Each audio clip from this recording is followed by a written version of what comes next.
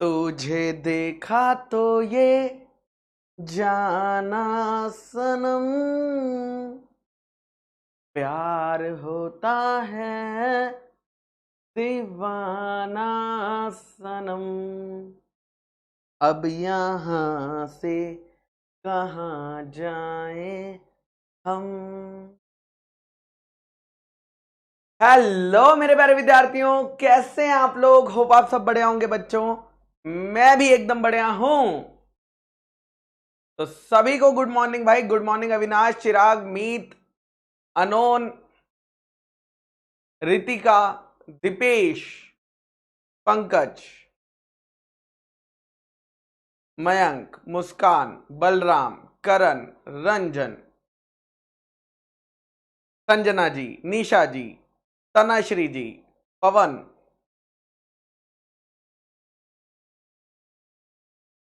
चलिए, तो आज एक तो हिस्ट्री बन गई है बच्चों।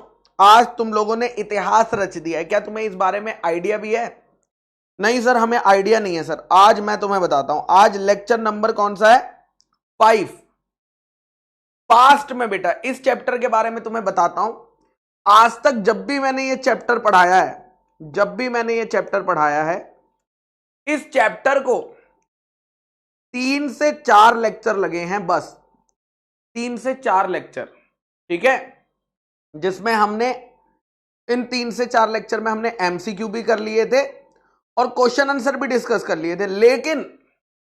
लेकिन तुम लोगों ने हिस्ट्री क्रिएट कर दी है आज इस चैप्टर का 5th लेक्चर करवा के। तो ताली तो बनती है भाई साहब तुम्हारे लिए।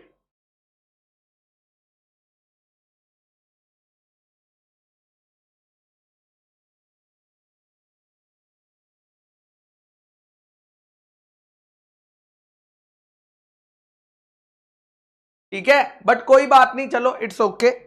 आज हम लोग इस चैप्टर को ओवर कर देंगे, बस बहुत हो गया भाई। इस चैप्टर को क्या कर देंगे बेटा? ओवर कर दिया जाएगा। Okay sir, okay sir. और आज आपको इसका वन शॉट जो कि 51 मिनट्स का है। कितने मिनट्स का है? 51 मिनट्स का है। और इसका MCQ and question answer session, ठीक है, एंड क्वेश्चन आंसर सेशन जो कि 1 आवर का है, दोनों अपलोड हो जाएंगे।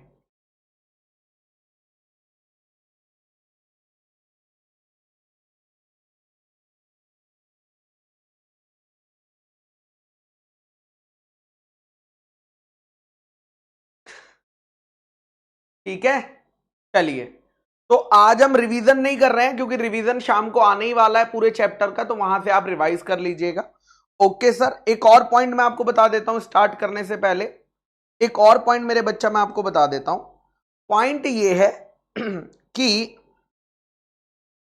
जो कॉमन पॉइंट्स हैं, ठीक है, हाँ, हैप्पी न्यू ईयर बेटा, हैप्पी न्यू ईयर राकेश बेटा, सभी को हैप्पी न्यू फाइनेंशियल ईयर, ठीक है, ओके। कॉमन पॉइंट्स की अगर मैं बात करता हूं, जो हम ऑलरेडी सेक्शन 73 में कवर कर चुके हैं, ठीक है, ओके, वो हम दोबारा से सेक्शन 76 में हमें अलग से पढ़ने की जरूरत नहीं है। ऑफ कोर्स वो सिलेबस का पार्ट है, बट अगर पॉइंट कॉमन है तो एक ही बात को 2 बार दोहराने की जरूरत मुझे नहीं लगता मुझे है। तो वो आप कॉमन में लिख दूंगा मॉड्यूल में कि ये कॉमन पॉइंट है, ठीक है। चलिए,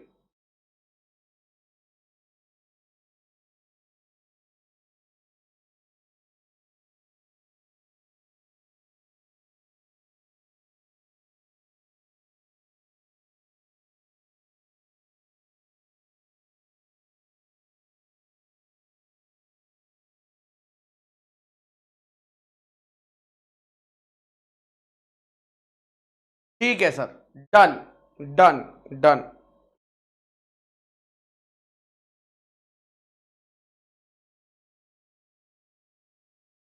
चलिए, okay sir, so let's start with today's session. आज हमें बेटा, हमने सेक्शन नंबर 76 पढ़ा तो था, लेकिन तुषार भाई ने कहा था कि सर मुझे दिक्कत आ रही है, एक बारी से दोबारा से बता दीजिए। तो हम लोग आज सेक्शन 76 को दोबारा से स्टार्ट कर रहे हैं। तो हो सकता है शुरू के 20 to 25 मिनट्स हैं जो हमने लास्ट सेशन में पढ़ा था, वो हम दोबारा पढ़ने जा रहे हैं। ठीक है, ओके सर। तुषार भाई ध्यान से सुन लेना, अब रोना मत।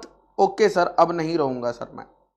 Very good. So let's start with section number 76। देखो, ये चैप्टर बिल्कुल भी डिफिकल्ट नहीं है। मुझे नहीं पता कि कोई स्टूडेंट अगर डिफिकल्ट लिख रहा है तो क्यों लिख रहा है, क्योंकि ये चैप्टर में सिर्फ एक छोटी सी बात बताई गई है, छोटी सी, और कुछ भी नहीं है इस चैप्टर के अंदर।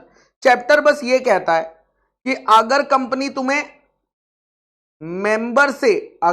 कंपनी मेंबर से डिपॉजिट लेने हैं तो सेक्शन 73 को फॉलो कर लेना। सेक्शन 73 के अंदर जो स्टेप्स लिखे हुए हैं उसको फॉलो कर लेना। और अगर कंपनी तुमने पब्लिक से डिपॉजिट लेने हैं तो सेक्शन 76 के प्रोसीजर को फॉलो कर लेना।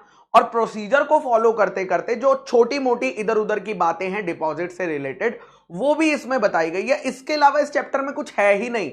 मतलब एक कंपनी जिसे पैसों की जरूरत है, एक कंपनी जिसे पैसों की जरूरत है और वो सोच रही है कि मैं शेयर्स वेयर्स नहीं, मैं डिपॉजिट्स लेना चाहती हूं, और वो भी मैक्सिमम 3 साल से ऊपर के तो ले नहीं सकती है, 36 महीने से ऊपर के। तो मतलब उसे मैक्सिमम 36 मंथ के लिए अगर पैसे की रिक्वायरमेंट है जिसपे वो इंटरेस्ट पे करने के लिए रेडी है, तो सिंपल सी बात है, उसको लेने के लिए अलाउड किया गया। लेकिन उसका प्रोसीजर है, उसका प्रोसीजर एक अच्छा प्रोसीजर बनाया गया है। क्यों बनाया गया? ताकि सब कुछ सिक्योर रहे, सब कुछ सही रहे, बस। Okay sir. तो यहां पर होता क्या है, नॉर्मली जो प्रोसीजर आपको फॉलो करना है, किसके लिए फॉलो करना है? पब्लिक से डिपॉजिट लेने के लिए। पब्लिक से डिपॉजिट लेने के लिए पहली बात, सारी कंपनियां पब्लिक से डिपॉजिट नहीं ले सकती हैं। कौन सी कंपनी ले सकती है? ओनली एलिजिबल कंपनी ले सकती है, ओनली एलिजिबल कंपनी ले सकती है। नॉर्मली कंपनी पहले क्या बुलाती है? जनरल मीटिंग बुलाती है। जनरल मीटिंग में एसआर पास कराती है। एसआर पास हो जाता है तो कंपनी क्या करती है? उसकी कॉपी आरओसी को फाइल करती है, फिर डीपीटी 1 बनाती है। और यहां पर जो डीपीटी 1 बनता है वो इन दी फॉर्म ऑफ एडवर्टाइजमेंट बनता है, इन दी फॉर्म ऑफ एडवर्टाइजमेंट की इसको छपवाया जाएगा न्यूज़पेपर में। उसकी कॉपी आरओसी को जमा कराई जाती है। आरओसी को जमा कराने के बाद उसे पब्लिश किया जाता है, एक इंग्लिश में और एक वर्नाकुलर लैंग्वेज में। पब्लिश होने के बाद जिन लोगों को भी उस एडवर्टाइजमेंट देखकर कंपनी के अंदर इंटरेस्ट आता है, वो सोचते हैं कि हम अपना पैसा इस कंपनी को दे सकते हैं। तो जब वो कंपनी को अपना पैसा देना चाहते हैं, जो पब्लिक है, वो क्या करती है? एप्लीकेशन फॉर्म भरती है। एप्लीकेशन फॉर्म भरती है। एप्लीकेशन फॉर्म भरने के बाद वो डिपॉजिट अमाउंट को, जितना भी डिपॉजिट वो कराना चाहते हैं, वो अमाउंट वो कंपनी को जमा कराते हैं। कंपनी डिपॉजिट को एक्सेप्ट कर लेती है और इशू कर देती है 21 दिन के अंदर। डिपॉजिट रिसीट को क्या कर देती है? इशू कर देती है। और उसके बाद डिपॉजिट हर साल क्या भरती है? डीपीटी 3 फाइल करती है आरओसी के साथ, और डीआरआर भी क्रिएट करती है, जो कि मिनिमम 20% होता है नेक्स्ट फाइनेंशियल ईयर का।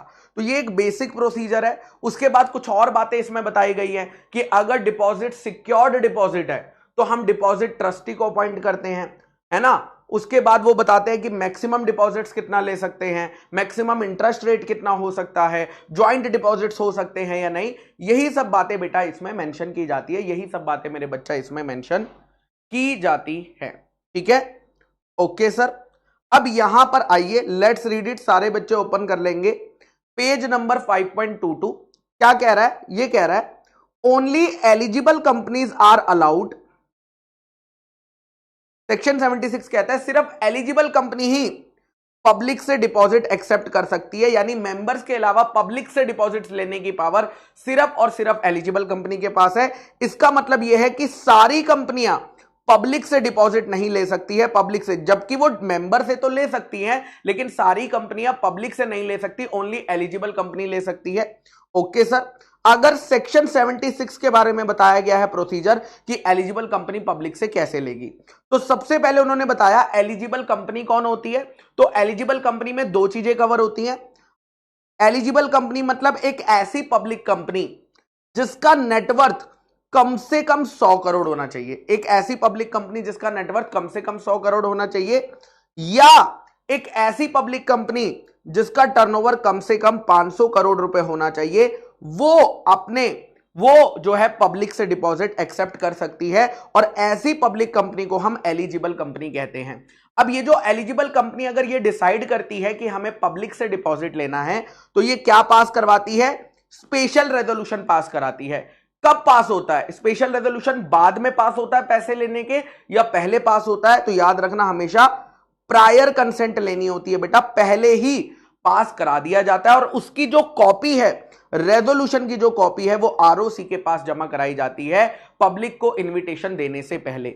लेकिन लॉ कहता है कि अगर आपकी एलिजिबल कंपनी जो डिपॉजिट्स लेने जा रही है वो सेक्शन 180 की लिमिट में है, सेक्शन 180 की लिमिट में मतलब 100% of paid up share capital plus free reserve plus security premium account, तो उस केस में आपको स्पेशल रेजोल्यूशन की जरूरत नहीं है, आपका काम ऑर्डिनरी रेजोल्यूशन से चल जाएगा, आपका काम ऑर्डिनरी रेजोल्यूशन से चल जाएगा। नेक्स्ट आता है बेटा पॉइंट, इस कंपनी को डीपीटी 1 के अंदर अपनी क्रेडिट रेटिंग बतानी पड़ती है। ऑफ कोर्स ही बात है, क्रेडिट रेटिंग का पर्पस होता है कि पब्लिक जब आपके डीपीटी 1 को पढ़ेगी न्यूज़पेपर में, तो उन्हें पता चलना चाहिए कि आप उधार देने लायक हो भी या नहीं हो। तो एलिजिबल कंपनी को क्रेडिट रेटिंग लेनी पड़ती है, वो भी किससे लेनी पड़ती है? रिकॉग्नाइज्ड क्रेडिट रेटिंग एजेंसी से लेनी पड़ती है। Around 9 to 10 recognised credit rating agencies है करंटली इंडिया के अंदर, जो कि आरबीआई ने एनबीएफसी के लिए स्पेसिफाई करी है, उसको आप जाकर ले सकते हो। जैसे कि एक एग्जांपल मैंने आपको दिया था, क्रिसिल लिमिटेड, केयर लिमिटेड, इन सबसे हम लेते हैं। और यहां पर आपको जब आप इनवाइट कर रहे हो तब तो लेनी ही है, हर ईयर भी लेनी पड़ेगी। सर हर साल क्यों लेनी है? एक बार लेकर बता दिया ना, मान लो आपके डिपॉजिट मैक्सिमम 36 मंथ के हो सकते हैं, यानी 3 साल के हो सकते हैं, तो मान लो अगर अगले साल आपकी रेटिंग खराब हो गई तो हो सकता है कि नहीं? ईयर 1 में जब आपने पैसा मांगा तब आपकी क्रेडिट रेटिंग अच्छी थी, बट ईयर 2 में आपकी क्रेडिट रेटिंग खराब हो गई, तो नॉर्मली क्या होता है, अगर आपकी क्रेडिट रेटिंग एडवर्स हो जाती है फ्यूचर के ईयर्स में, तो आपको ऑप्शन दिया जाता है पब्लिक को कि भाई आप अपना पैसा वापस ले लो, आप अपना पैसा क्या कर लो, वापस ले लो। आपको ऑप्शन दे दिया जाता है समय से पहले कि भाई अरे ये कंपनी तो अब रिस्की हो चुकी है, इसीलिए वो क्रेडिट रेटिंग हर साल ली जाती है और आरओसी को डीपीटी 3 के अंदर क्या की जाती है, इन्फॉर्म करी जाती है। So the eligible company shall मतलब मैंडेटरी है, required to obtain the credit rating from a recognised credit rating agency.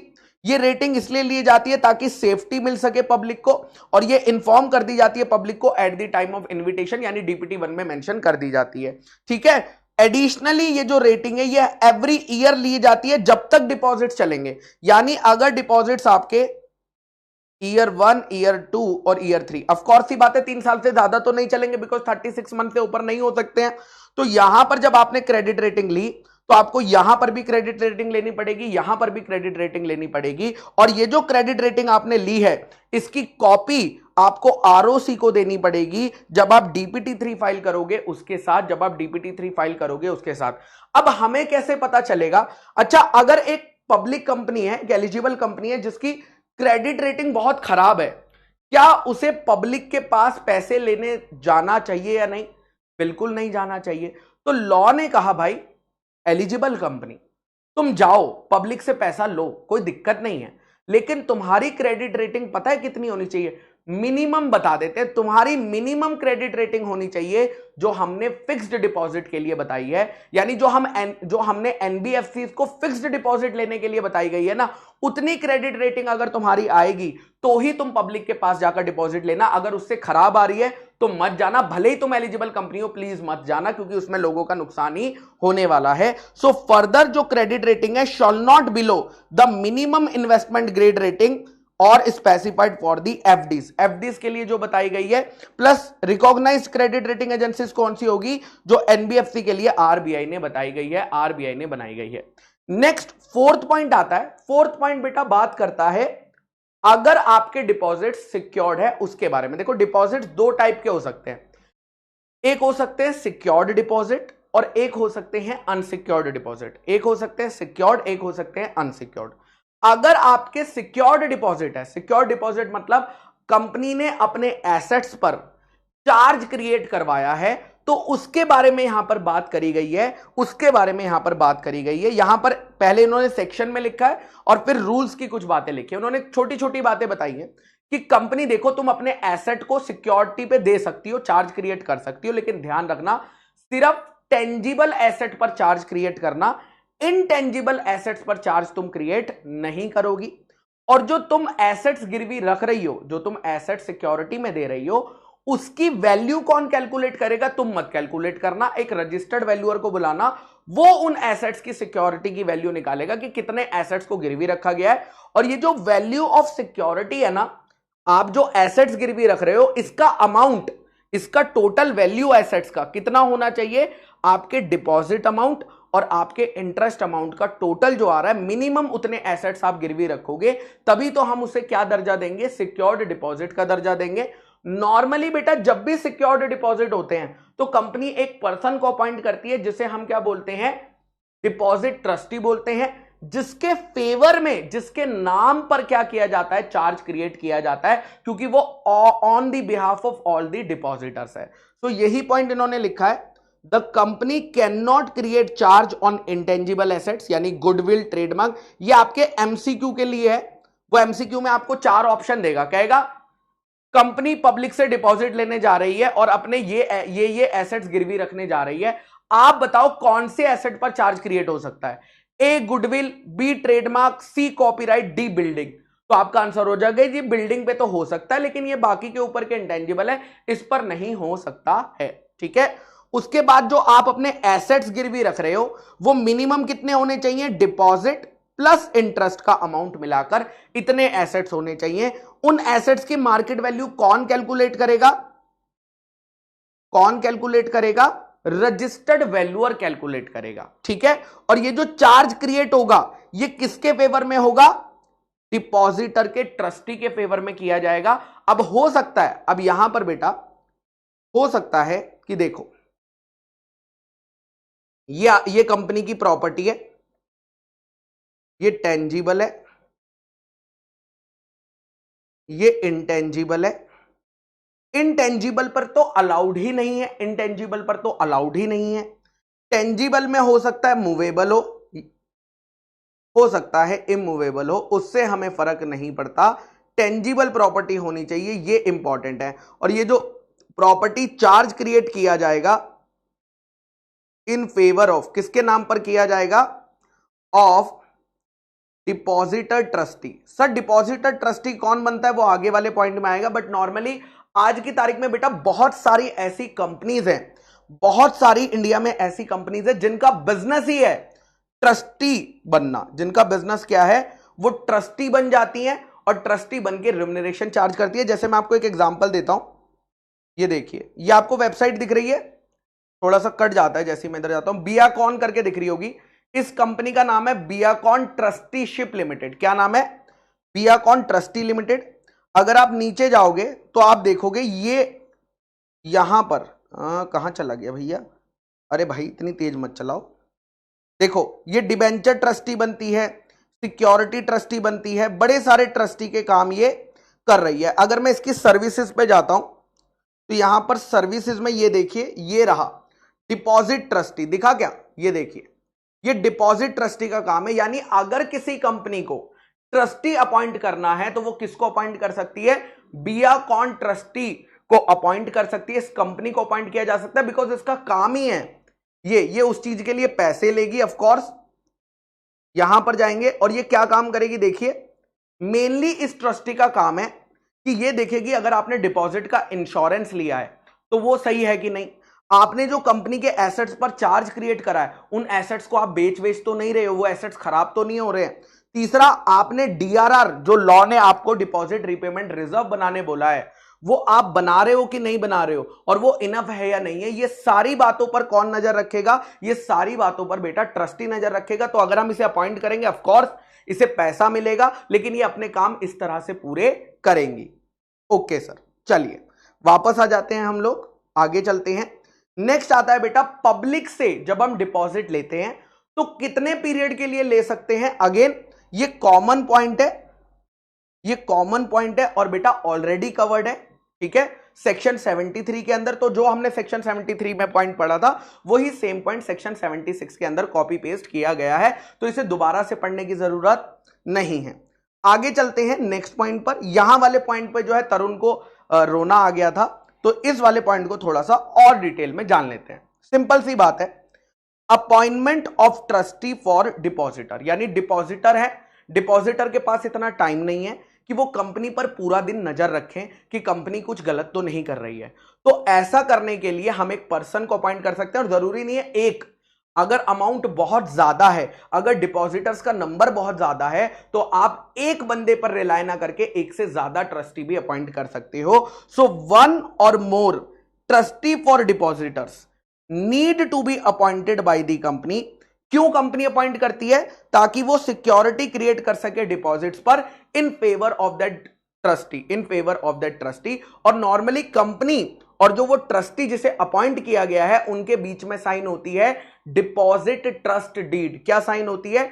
Deposit trust deed sign होती है, जिसका फॉर्म है DPT2। मैं आपको DPT2 भी दिखा देता हूं, ये देखिए, ये है form number DPT2, deposit trust deed, जिसमें पहले डिपॉजिट के बारे में बताया गया होता है, चार्जेस के बारे में बताया गया होता है, उसके बाद डिपॉजिट ट्रस्टी के बारे में बताया गया होता है, ट्रस्टी की पावर और ड्यूटीज के बारे में बताया गया होता है, और ये सारी चीजें DPT2 के अंदर आपको पता चलती है। तो ये कंपनी साइन करती है, मतलब अगर ए लिमिटेड पब्लिक से डिपॉजिट लेने जा रही है और उसने बियाकॉन ट्रस्टीशिप लिमिटेड को अपॉइंट किया है, तो ए लिमिटेड और बियाकॉन के बीच ये DPT2 जो है वो साइन किया जाएगा, DPT2 जो है वो साइन किया जाएगा।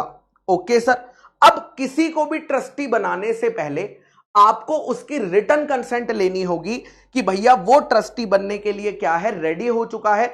अगर वो ट्रस्टी बनने के लिए अपनी रिटर्न कंसेंट नहीं दे रहा तो कंपनी उसे ट्रस्टी अपॉइंट नहीं कर सकती है। प्लस जो आप DPT1 इशू कर रहे हो ना, DPT1, उसमें क्लियरली आपको मेंशन करना है कि आपकी कंपनी का डिपॉजिटर ट्रस्टी कौन है और उसने अपनी रिटर्न कंसेंट दे दी है, ये बात आपको मेंशन करनी पड़ेगी ऐसी जगह पर जहां पर लोगों को नजर आए। So statement shall appear in the advertisement that depositor trustee have given their written consent, company sign करेगी डिपॉजिट ट्रस्ट डीड। कौन से फॉर्म में करेगी? DPT2 में करेगी।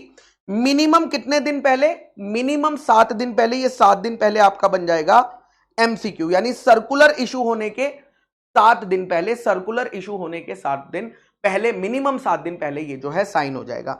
नेक्स्ट आता है कि कौन सा पर्सन डिपॉजिटर ट्रस्टी बन सकता है और कौन सा पर्सन डिपॉजिटर ट्रस्टी नहीं बन सकता है, इसके बारे में बताया गया है। ठीक है, अब यहां पर नॉर्मली बेटा लॉ ने ना रिवर्स बताया है कि कौन कौन सा पर्सन डिपॉजिटर ट्रस्टी बन ही नहीं सकता, कौन कौन सा पर्सन, यानी इनके अलावा ABCDE इन पॉइंट में अगर आप फॉल नहीं होते हो तो आप एलिजिबल हो डिपॉजिटर ट्रस्टी बनने के लिए। तो किस किस को कवर किया गया, सबसे पहले हम समझते हैं ए पॉइंट को। ठीक है, ए पॉइंट क्या कह रहा है? ए पॉइंट कह रहा है मान लीजिए ये कंपनी, ठीक है, ये कंपनी डिपॉजिट ले रही है, ये कंपनी पब्लिक से क्या ले रही है? डिपॉजिट ले रही है। ठीक है, ओके सर। अब ये कंपनी की हो सकता है कोई होल्डिंग कंपनी हो सकता है कोई सब्सिडियरी कंपनी हो, और हो सकता है कोई, अब ये मत पूछना होल्डिंग कंपनी क्या होती है, एसोसिएट कंपनी क्या होती है, सब्सिडियरी कंपनी क्या होती है। तो अगर ये कंपनी डिपॉजिट ले रही है, ठीक है, ये कंपनी डिपॉजिट ले रही है पब्लिक से, तो उसकी होल्डिंग कंपनी भी हो सकती है, सब्सिडियरी भी हो सकती है, एसोसिएट भी हो सकती है। अब लॉ ने क्या बोला? लॉ ने कहा भाई अगर तुम उस कंपनी के, उस कंपनी की होल्डिंग के, उस कंपनी की सब्सिडियरी के या उस कंपनी की एसोसिएट के क्या हो, या तो तुम हो भैया डायरेक्टर, या तो तुम हो भैया KMP यानी की मैनेजरियल पर्सोनल, या तो तुम हो कोई ऑफिसर, या तो तुम हो कोई एम्प्लॉय। तो इस केस में तुम कवर नहीं हो, मतलब तुम्हें हम डिपॉजिटर ट्रस्टी नहीं बनाएंगे, यानी ये लोग क्या नहीं बन सकते हैं, डिपॉजिटर ट्रस्टी नहीं बन सकते हैं, डिपॉजिटर ट्रस्टी नहीं बन सकते हैं। ठीक है, उसके बाद ए पॉइंट के अंदर एक और चीज लिखी हुई है कि मान लीजिए पब्लिक से ये कंपनी डिपॉजिट ले रही है, ठीक है, तो अगर तुम डिपॉजिटर हो, अगर तुम उस कंपनी के क्या हो, डिपॉजिटर हो, तो तुम भी डिबेंचर ट्रस्टी डिपॉजिटर ट्रस्टी नहीं बन सकते हो, तुम भी डिपॉजिटर ट्रस्टी नहीं बन सकते हो। This is first point, that is a director, KMP, officer, employ of company, holding, subsidiary, associate. जब भी ऐसी चीज आती है तो आप इसका शॉर्ट फॉर्म लिख सकते हो। शॉर्ट फॉर्म कैसे लिखोगे? उन्होंने किस किस को कवर किया? उन्होंने कवर किया कंपनी को, उन्होंने कवर किया एसोसिएट को, उन्होंने कवर किया सब्सिडियरी को, उन्होंने कवर किया होल्डिंग को। तो आप याद रखने के लिए इसे शॉर्ट फॉर्म बना सकते हो कैश। ठीक है, यानी अगर आप डायरेक्टर, केएमपी, ऑफिसर, एम्प्लॉय हो किसके, कैश के, तो आप नहीं बन सकते, आप नहीं बन सकते। या अगर आप डिपॉजिटर हो ऑफ कंपनी के तो भी आप नहीं बन सकते हैं। बस इतनी सी बात यहां पर करिए। ठीक है, आई होप ए पॉइंट अब आपको क्लियर हो गया होगा।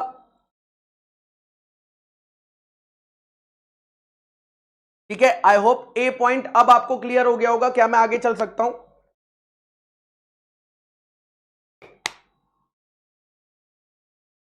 यस सर, अब आप चल सकते हैं। चलिए, नेक्स्ट आता है बेटा बी पॉइंट। बी पॉइंट क्या कह रहा है?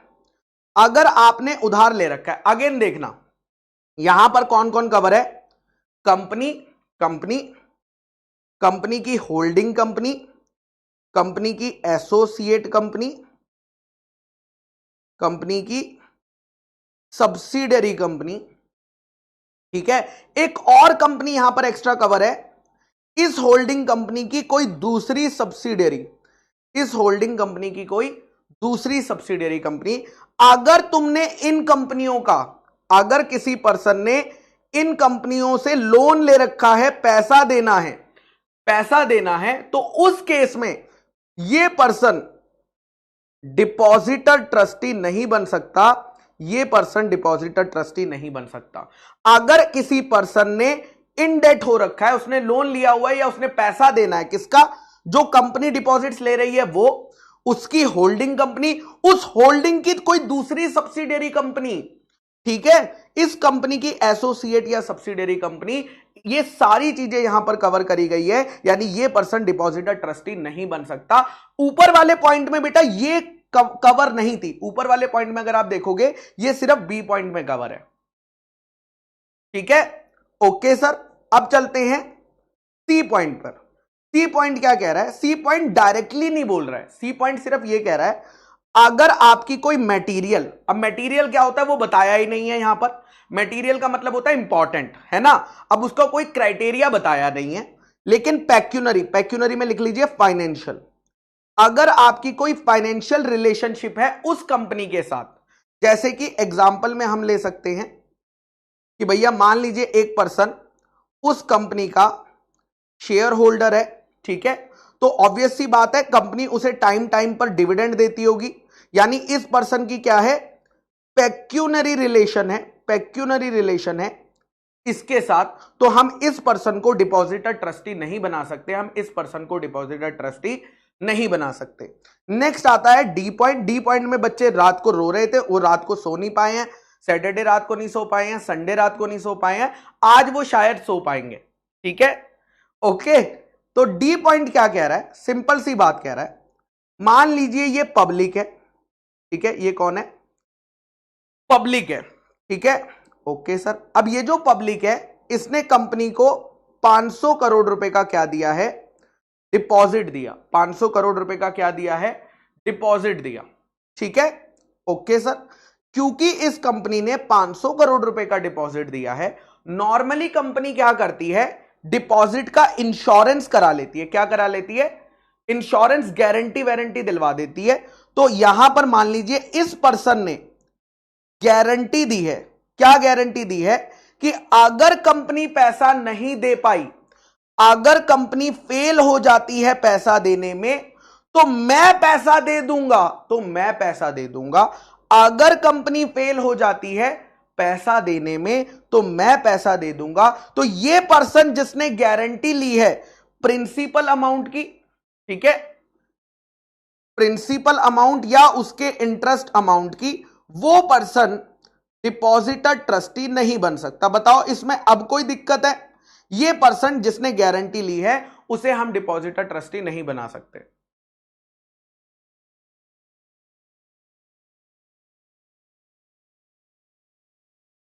ठीक है, okay. So has entered into guarantee arrangement, या तो प्रिंसिपल या तो इंटरेस्ट के लिए गारंटी दी है, तो वो पर्सन नहीं बन सकता है डिपॉजिटर ट्रस्टी।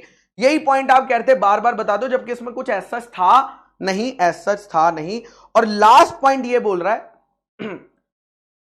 ठीक है, लास्ट पॉइंट ये बोल रहा है, लास्ट पॉइंट ये बोल रहा है, लास्ट पॉइंट मेरे बच्चा ये बोल रहा है, देखिएगा, कि अगर आप इस पर्सन के, ये जो यहां पर, अगर आप इन पर्सन के क्या हैं, रिलेटिव हैं, जो ए में मेंशन है, तो इनके रिलेटिव भी कवर नहीं है, इनके रिलेटिव भी कवर नहीं है मेरे बच्चा, इनके रिलेटिव भी कवर नहीं है, मतलब रिलेटिव भी डिपॉजिटर ट्रस्टी नहीं बन सकते। So is related to any person specified in clause A above. Clause A मतलब ये रहा क्लॉज ए, तो इसको आप चाहो तो ऐसे एरो बना सकते हो, ऐसे, ठीक है, ओके सर। अब नेक्स्ट पॉइंट, अगेन रातों की नींद उड़ाने वाला। अब इस पॉइंट में दिक्कत क्या है? इस पॉइंट की दिक्कत यह है कि इसमें कॉन्सेप्ट आ रहा है इंडिपेंडेंट डायरेक्टर का। इसमें किसके बारे में बात करी है? नेक्स्ट पॉइंट में बात करी है इंडिपेंडेंट डायरेक्टर के बारे में, इंडिपेंडेंट डायरेक्टर के बारे में, जो कि हमारे सिलेबस का पार्ट नहीं है। कि इंडिपेंडेंट डायरेक्टर कौन होता है, हमारे सिलेबस का पार्ट नहीं है। इंडिपेंडेंट डायरेक्टर कौन सी कंपनीज को रखना, कौन सी कंपनीज को रखना मैंडेटरी है, वो भी हमारे पास। सारी कंपनियां नहीं रखती है independent director, normally listed company रखती है या पब्लिक कंपनी रखती है जो स्पेसिफाइड क्राइटेरिया को फुलफिल करती है। बट क्योंकि ये हमारे सिलेबस का पार्ट नहीं है, वो आगे जाकर डायरेक्टर्स चैप्टर में आता है और डायरेक्टर चैप्टर से पहले ही हमारा सिलेबस ओवर हो जाता है।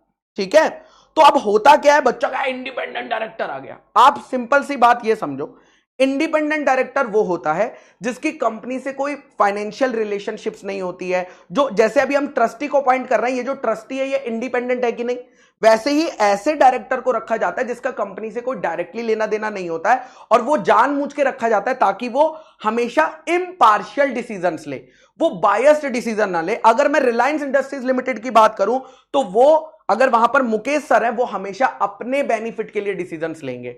लेकिन इंडिपेंडेंट डायरेक्टर हमेशा जो डिसीजंस लेगा वो किसके बेनिफिट के लिए लेगा, वो सारे शेयर होल्डर्स के लिए लेगा। ठीक है, और ये जो इंडिपेंडेंट डायरेक्टर होता है ये सभी कंपनियों को रखने की जरूरत नहीं होती है, कुछ कंपनियों को रखने की जरूरत होती है। जैसे कि सारी लिस्टेड कंपनियों को रखना होता है, अगर आपकी कंपनी लिस्टेड कंपनी है उसको इंडिपेंडेंट डायरेक्टर रखना है। अगर आपकी कंपनी पब्लिक कंपनी है जिसका टर्नओवर का क्राइटेरिया दिया हुआ पेड अप शेयर की, अगर आपका टर्नओवर 100 करोड़ से ऊपर है आपको रखना है, तो उन कंपनीज को इंडिपेंडेंट डायरेक्टर रखना मैंडेटरी होता है। प्राइवेट कंपनियों तो रखना ही होता नहीं है। ठीक है, ओके सर। अब ये जो कॉन्सेप्ट है जो यहां पर रेलेवेंट है वो कैसे हुआ? सवाल ये आया कि क्या हम डिपॉजिटर ट्रस्टी को, क्या हम डिपॉजिटर ट्रस्टी को निकाल सकते हैं क्या? क्या हम उसे रिमूव कर सकते हैं क्या before completion of his tenure? क्या हम ऐसा कर सकते हैं? लॉ कहता है यस, आप ऐसा कर सकते हो। लेकिन सबसे पहले आपको यह चेक करना है कि आपकी कंपनी कौन सी है। क्या आपकी कंपनी वो है जिसे इंडिपेंडेंट डायरेक्टर रखना मैंडेटरी है? क्या आपकी कंपनी वो है जिसे इंडिपेंडेंट डायरेक्टर, जिसको हम शॉर्ट में बोल सकते हैं आईडी, ठीक है, जिसे इंडिपेंडेंट डायरेक्टर रखना क्या है, मैंडेटरी है? अगर वो है तो थोड़ा सा अलग बताएंगे। अगर आपकी कंपनी वो है जिसे इंडिपेंडेंट डायरेक्टर रखना मैंडेटरी नहीं है, आपको एग्जाम में क्वेश्चन में गिवन होगा पहले से ही कि उस कंपनी को इंडिपेंडेंट डायरेक्टर रखना मैंडेटरी है या नहीं है। ठीक है, ओके सर। अब अगर आपकी कंपनी को इंडिपेंडेंट डायरेक्टर रखना मैंडेटरी नहीं है, मतलब आप उस क्राइटेरिया में फॉल नहीं होते हो, ठीक है। तो अगर आपकी कंपनी में इंडिपेंडेंट डायरेक्टर मैंडेटरी नहीं है तो आप क्या करोगे, बोर्ड मीटिंग बुलाएगी ये कंपनी, क्या बुलाएगी, बोर्ड मीटिंग बुलाएगी। और बोर्ड मीटिंग में जितने भी डायरेक्टर्स आएंगे उन सबका कंसेंट लगेगा, यानी यहां पर मेजॉरिटी वाला रूल नहीं लगेगा। मान लीजिए उस बोर्ड मीटिंग के अंदर 5 डायरेक्टर आए, टोटल कंपनी में 8 डायरेक्टर थे, उस मीटिंग में 5 डायरेक्टर आए, तो ये पांचों डायरेक्टर का अप्रूवल होना चाहिए। मतलब जो मीटिंग में डायरेक्टर आए हैं उन सभी का मुझे अप्रूवल चाहिए, उन सभी का मुझे अप्रूवल चाहिए। सेम चीज यहां पर भी वही है कि बोर्ड मीटिंग के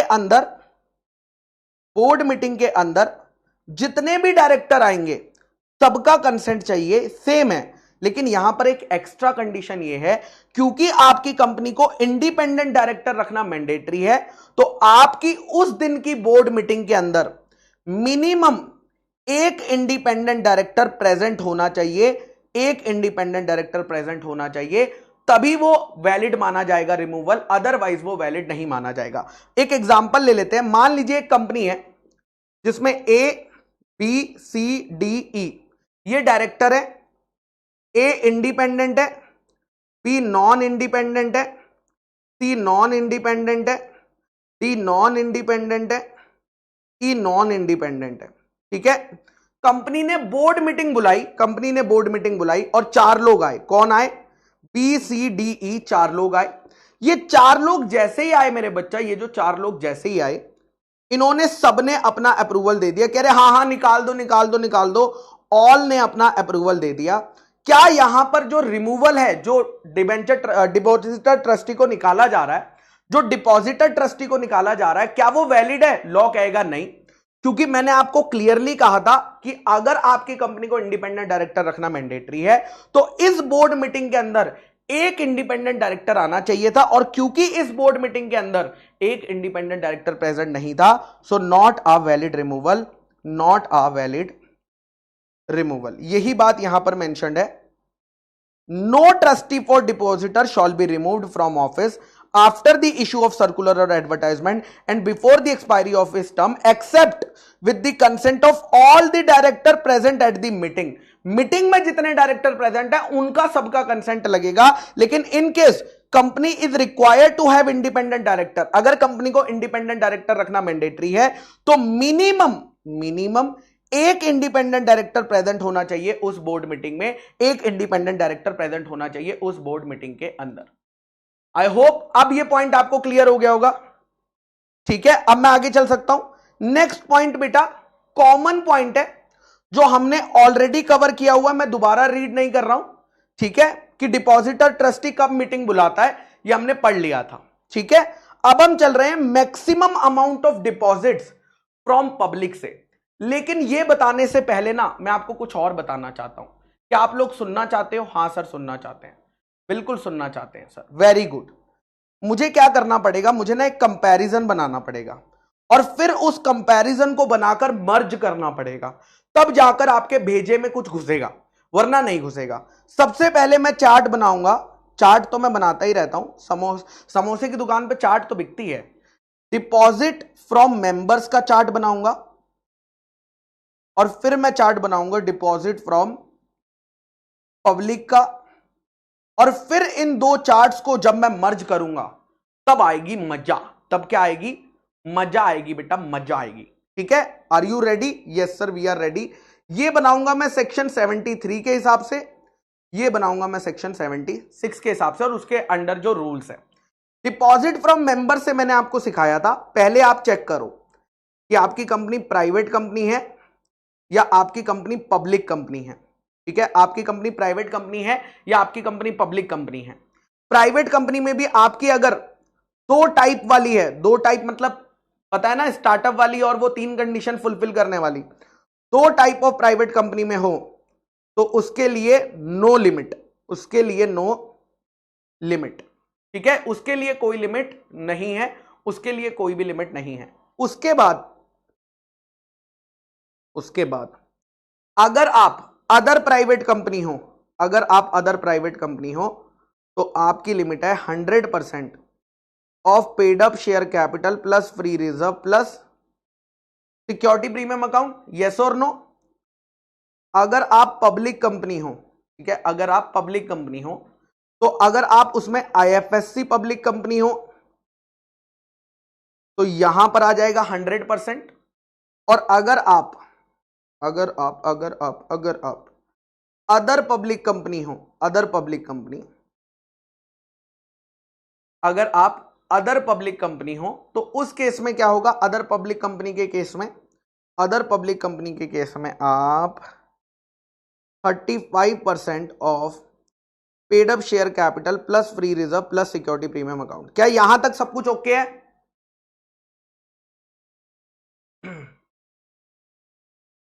ठीक है, यहां तक सब कुछ ओके है? Yes sir.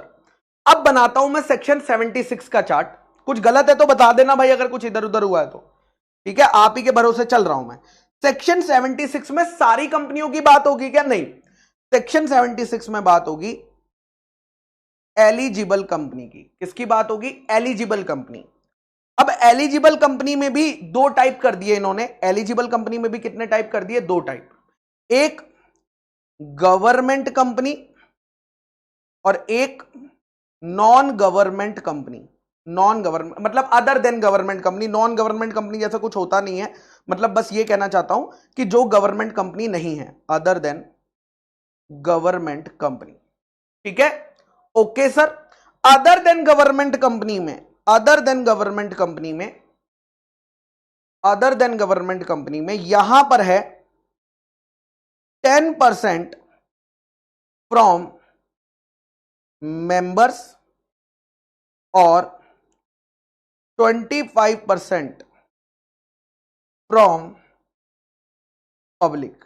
25% from public. ठीक है, और गवर्नमेंट कंपनी के लिए अलग से बाइफोर्केशन नहीं दिया है, सिर्फ बोला है 35%, लेकिन बताया नहीं कि पब्लिक से बात हो रही है या मेंबर से बात हो रही है। तो हम ये मान लेंगे दोनों की बात हो रही है। ये एजम्पशन है क्योंकि डायरेक्टली बताया नहीं है। तो सारे बच्चे एक बारी, सारे बच्चे एक बारी यहां से लेकर यहां तक रीड करेंगे। ठीक है, सारे बच्चे एक बारी 8th पॉइंट और 9 पॉइंट को खुद से रीड करिए, फिर उसके बाद हम मर्ज चार्ट बनाएंगे।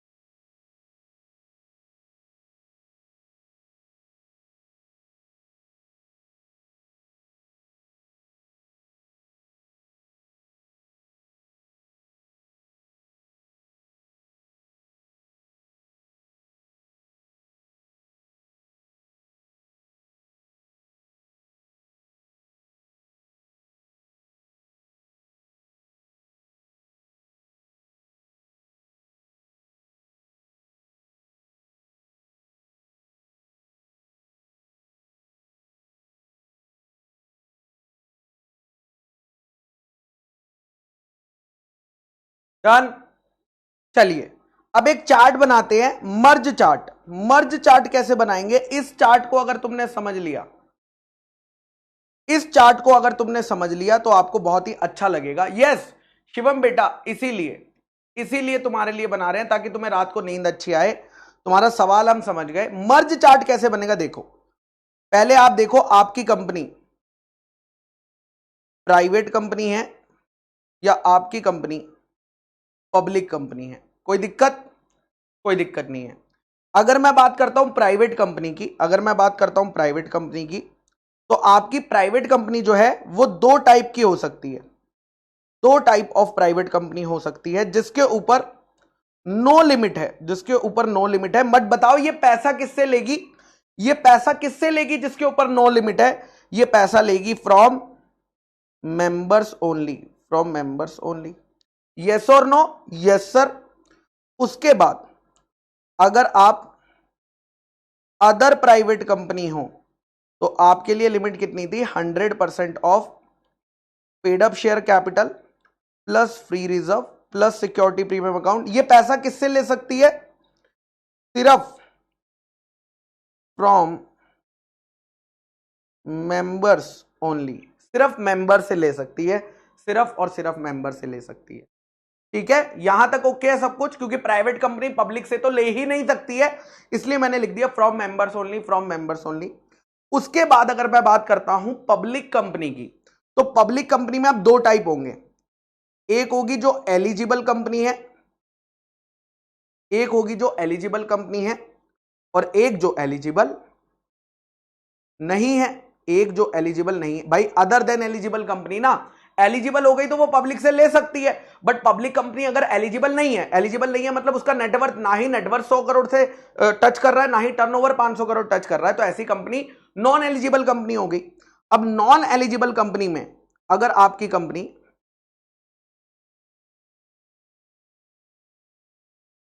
आईएफएससी पब्लिक कंपनी है तो वो यहां आ जाएगी। ठीक है, यहां आ जाएगी। और अगर आपकी आईएफएससी कंपनी नहीं है, अदर देन आईएफएससी है, अबे कैसी स्पेलिंग लिख रहा है भाई, other than IFSC public company है, तो वो कितनी लेगी? 35% of paid up share capital plus free reserve plus security premium account. लेकिन ये किससे लेगी? क्योंकि ये एलिजिबल कंपनी नहीं है, तो ये पैसा सिर्फ और सिर्फ किससे ले सकती है? From members only. क्लियर है क्या? यहां तक सब कुछ क्लियर है? ठीक है, ओके सर। फिर यहां पर आती है एलिजिबल कंपनी। ठीक है, एलिजिबल कंपनी में आपको देखना है कि आपकी कंपनी गवर्नमेंट कंपनी है या अदर देन गवर्नमेंट कंपनी है, ठीक है। अगर आपकी company other than government company है तो वो कह रहा है मेंबर से तुम्हारी लिमिट हमने कम कर दी है, सिर्फ 10% ले सकते हो, अब यहां पर जगह ही नहीं बची है यार, बताओ कैसे लिखूं? 10% समझ जाओगे ना किसका है? Of paid up share capital plus free reserve plus security premium account, समझ जाएंगे। 10% from members and 25% from public, और यहां पर गवर्नमेंट कंपनी के लिए 35%। ठीक है, तो ये आपका पूरा चार्ट हो गया। This is how you will connect it. ठीक है, अब ये दो टाइप की प्राइवेट कंपनी क्या है, उसके लिए बेटा तुम्हें पिछला लेक्चर देखना पड़ेगा।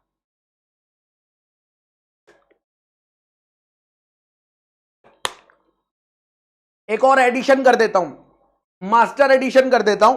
ये जो चार्ट आपने बनाया है, ये बनाया है 6 मंथ से 36 मंथ के लिए, 6 मंथ से 36 मंथ के लिए। लेकिन अगर आपकी कंपनी, अगर कोई भी कंपनी लेस देन 6 मंथ ले रही है, तो उस केस में वो कितना ले सकती है? 10% of paid up share capital plus free reserve plus security premium account ले सकती है। ये तो सबके लिए ही है ना मृदुल बेटा, ये सबके लिए है, सारी कंपनियों के लिए है। अगर लेस देन 6 मंथ ले रही है तो मिनिमम पीरियड क्या होगा? फिर मिनिमम पीरियड 3 महीने हो जाएगा, और आप फिर 10% ले पाओगे, ऊपर की लिमिट भूल जाओ।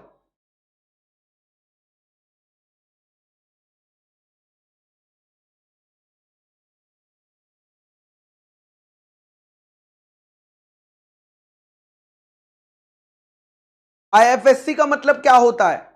तरुण बेटा चैप्टर 1 में बताया था आईएफएससी का मतलब, मेरे बच्चा, आईएफएससी का मतलब होता है, आईएफएससी आई फॉर इंटरनेशनल। अब समझ गया तरुण बेटा तुम्हें दिक्कत क्यों है? यानी तुम बीच में टपके हो बेटा। ये चीज तो चैप्टर 1 में मैंने एग्जाम्पल भी दिया था कंपनीज का कि कौन कौन सी कंपनी आईएफएससी में आती है।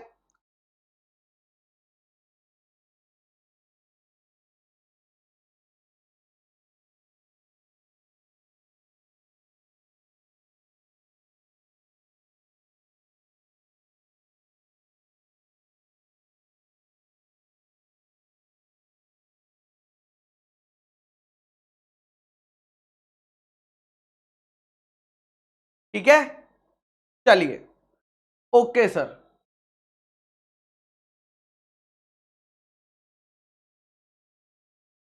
हिमांशु बेटा ले सकती है, तुम्हारे सामने ही तो है, तुम्हारे सामने ही तो लॉ ने लिखा है कि एलिजिबल कंपनी मेंबर से 10% और अदर देन मेंबर से 25% ले सकती है। ठीक है हिमांशु?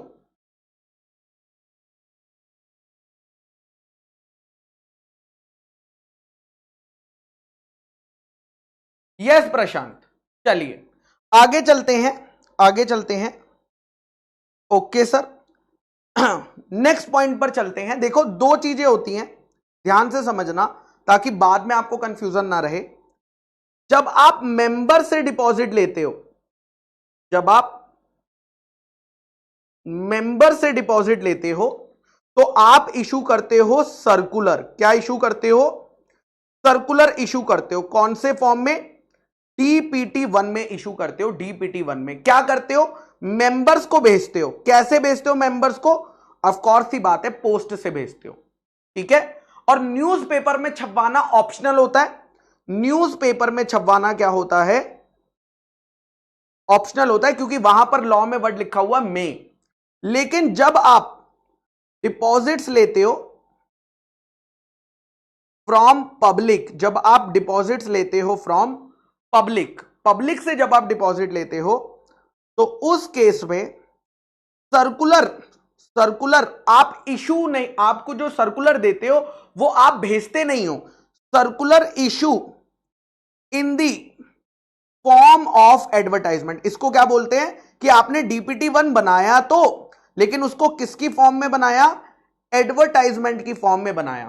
तो अगर कहीं पर वर्ड लिखा हुआ है पूरे इस चैप्टर के अंदर, अगर कहीं पर सिर्फ सर्कुलर वर्ड लिखा हुआ है तो तुम समझ लेना ये बात कर रहे हैं मेंबर्स से डिपॉजिट लेने की। और अगर कहीं पर लिखा हुआ है circular in form of advertisement, in form of advertisement, in form of advertisement, तो समझ लेना ये बात कर रहे हैं पब्लिक से डिपॉजिट लेने की, पब्लिक से डिपॉजिट लेने की। और यहां पर बेटा दोनों की डेट भी अलग मानी जाती है। अगर आपसे कोई पूछे effective date, effective date of circular क्या है, यह एमसीक्यू के लिए इंपॉर्टेंट है। और अगर आपसे कोई पूछे effective date of circular in form of advertisement क्या है? सर अफेक्टिव डेट किस काम आती है? बेटा अफेक्टिव डेट काम आती है आरओसी के पास जमा कराने के लिए, क्योंकि आपको सर्कुलर भी आरओसी के पास जमा कराना होता है और circular in the form of advertisement भी जमा कराना होता है, और 30 डेज बिफोर कराना होता है, विद इन 30 डेज बिफोर। तो वो डेट कौन सी है जहां से 30 डेज काउंट होंगे? तो लॉ कहता है देखो यहां पर माना जाएगा डेट ऑफ डिस्पैच। जिस दिन आपने डिस्पैच किया, जिस दिन कंपनी ने मेंबर्स के लिए डेट ऑफ डिस्पैच, जिस दिन आपने मेंबर्स के लिए डिस्पैच किया उस दिन सर्कुलर की इफेक्टिव डेट मानी जाएगी। लेकिन यहां पर कौन सी मानी जाएगी? डेट ऑफ प्रिंट या पब्लिश, जिस दिन वो पब्लिश हुआ, जिस दिन वो न्यूज़पेपर में पब्लिश हुआ उस दिन की डेट अफेक्टिव मानी जाएगी, उस दिन की डेट अफेक्टिव मानी जाएगी। बाकी सभी प्रोविजन सेम है जो हमने उसके लिए पढ़े थे, वो सारे प्रोविजन क्या है? सेम है। यही बात यहां पर लिखी हुई है, देखिए एलिजिबल कंपनी जो डिपॉजिट्स लेना चाहती है वो सर्कुलर इशू तो करती है, लेकिन in the form of advertisement issue करती है। कौन से फॉर्म में? फॉर्म दोनों में ही सेम है, डीपीटी 1 है। ये एडवर्टाइजमेंट मैंडेटरी होता है, इंग्लिश में, इंग्लिश न्यूज़पेपर में इंग्लिश लैंग्वेज में, और वर्नाकुलर न्यूज़पेपर में वर्नाकुलर लैंग्वेज में छपवाया जाता है। अगर कंपनी के पास वेबसाइट है तो वेबसाइट पर भी अपलोड किया जाता है, वेबसाइट पर भी अपलोड किया जाता है। फिर आरओसी के साथ फाइलिंग, एडवर्टाइजमेंट की वैलिडिटी और फ्रेश एडवर्टाइजमेंट, ये कॉमन पॉइंट है जो हमने सेक्शन 73 में पढ़े थे, तो आप इसको कॉमन पॉइंट लिख सकते हो, दोबारा से पढ़ने की इसे जरूरत नहीं है। सिर्फ ये वाला पॉइंट रीड कर लीजिए, ये वाला पॉइंट आप रीड कर लीजिए, मैंने समझा दिया। अब मोस्टली आगे के जितने भी पॉइंट्स आएंगे वो कॉमन पॉइंट्स आएंगे, और जो पॉइंट कॉमन नहीं होगा उसको हम फटाक से रीड कर लेंगे।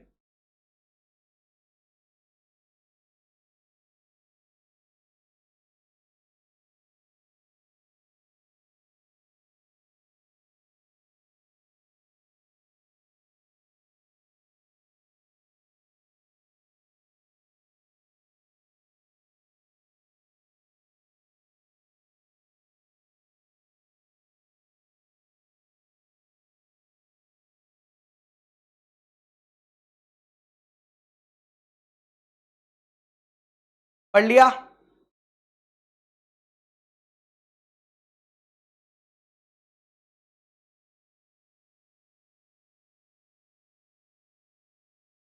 Done done done done done done done done done done.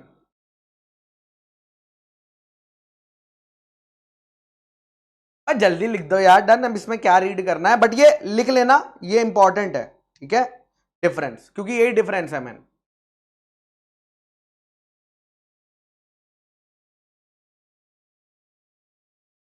चलिए ओके सर। अब इसके बाद बेटा अब आएगा मजा, अब आएगी मजा। देखो 11th point again common point है, सेक्शन 73 में पढ़ लिया था। 12th पॉइंट कॉमन पॉइंट है, सेक्शन 73 में पढ़ लिया था। 13th पॉइंट कॉमन पॉइंट है, पढ़ लिया था। 14th पॉइंट कॉमन पॉइंट है, पढ़ लिया था। देख रहे हो, देख रहे हो, ये पूरा पेज ही कॉमन है, हम पढ़ चुके हैं, पूरा पेज कॉमन है। आप रात को बैठ के जब रिवाइज करोगे तो देख लेना, ठीक है। Okay sir, okay sir. उसके बाद next page, page number 5.28, page number 5.28 पे 15th पॉइंट कॉमन है, 16th पॉइंट कॉमन है, 16th पॉइंट कॉमन है, ठीक है। 17 कॉमन तो है लेकिन हमने पढ़ा नहीं था, अब पढ़ेंगे। ओके, 17 पॉइंट पढ़ेंगे, 3 मिनट का मुन्नी ब्रेक लेते हैं और फिर 17 पॉइंट पढ़ा जाएगा, फिर 17 पॉइंट पढ़ा जाएगा।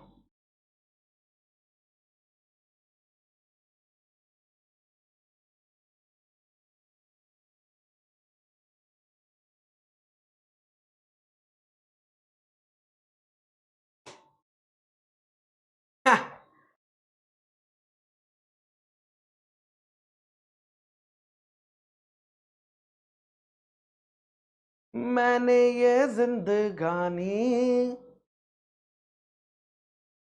संग तेरे बितानी, तुझ में बसी है मेरी जान, हाय जिया धड़क धड़क, जिया धड़क धड़क, जिया धड़क धड़क। और हर्षित बेटा, और कोई इस गरीब के लिए तुम्हारा पैगाम हो तो वो भी बता देना बेटा।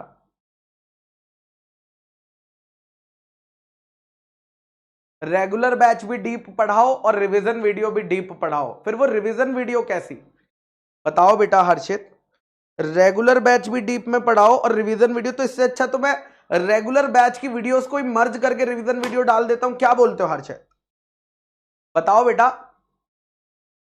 कितना बढ़िया आइडिया, मुझे रिकॉर्ड भी नहीं करनी पड़ेगी, सारा बैच खत्म हो ही गया है, मर्ज किया रेगुलर बैच की वीडियोस को और एकदम डाल दिया एकदम। अरे गुरप्रीत सर ने तो पूरा डिटेल्ड डाला है भाई साहब।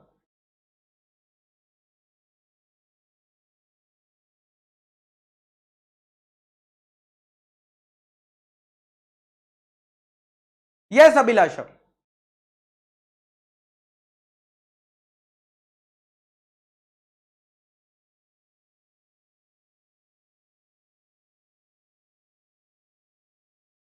अंशिका बेटा मैं समझ नहीं पा रहा हूं बेटा।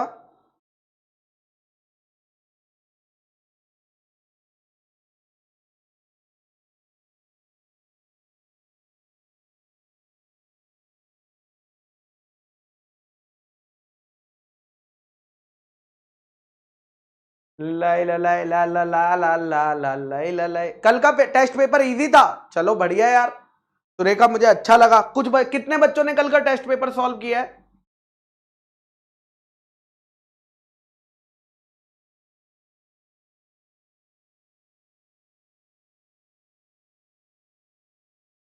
बेटा डेट ऑफ इशू को ही इफेक्टिव डेट माना गया, ठीक है।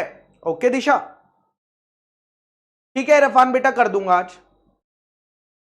चलो very good, very good. Ravi ने कर लिया है,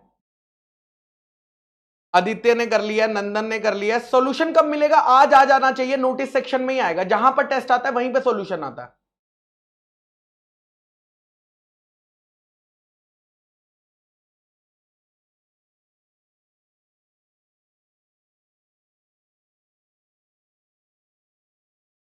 लप्पू पेपर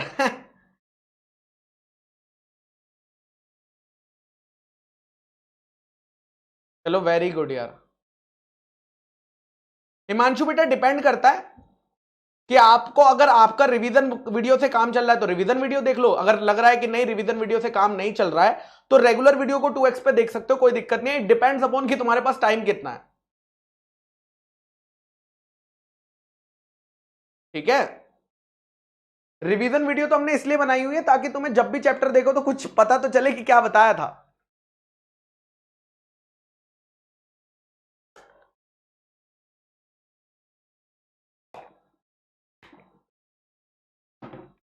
चले आगे, चलिए अब फटाफट चैप्टर को खत्म करते हैं, 1 घंटा है। आइए,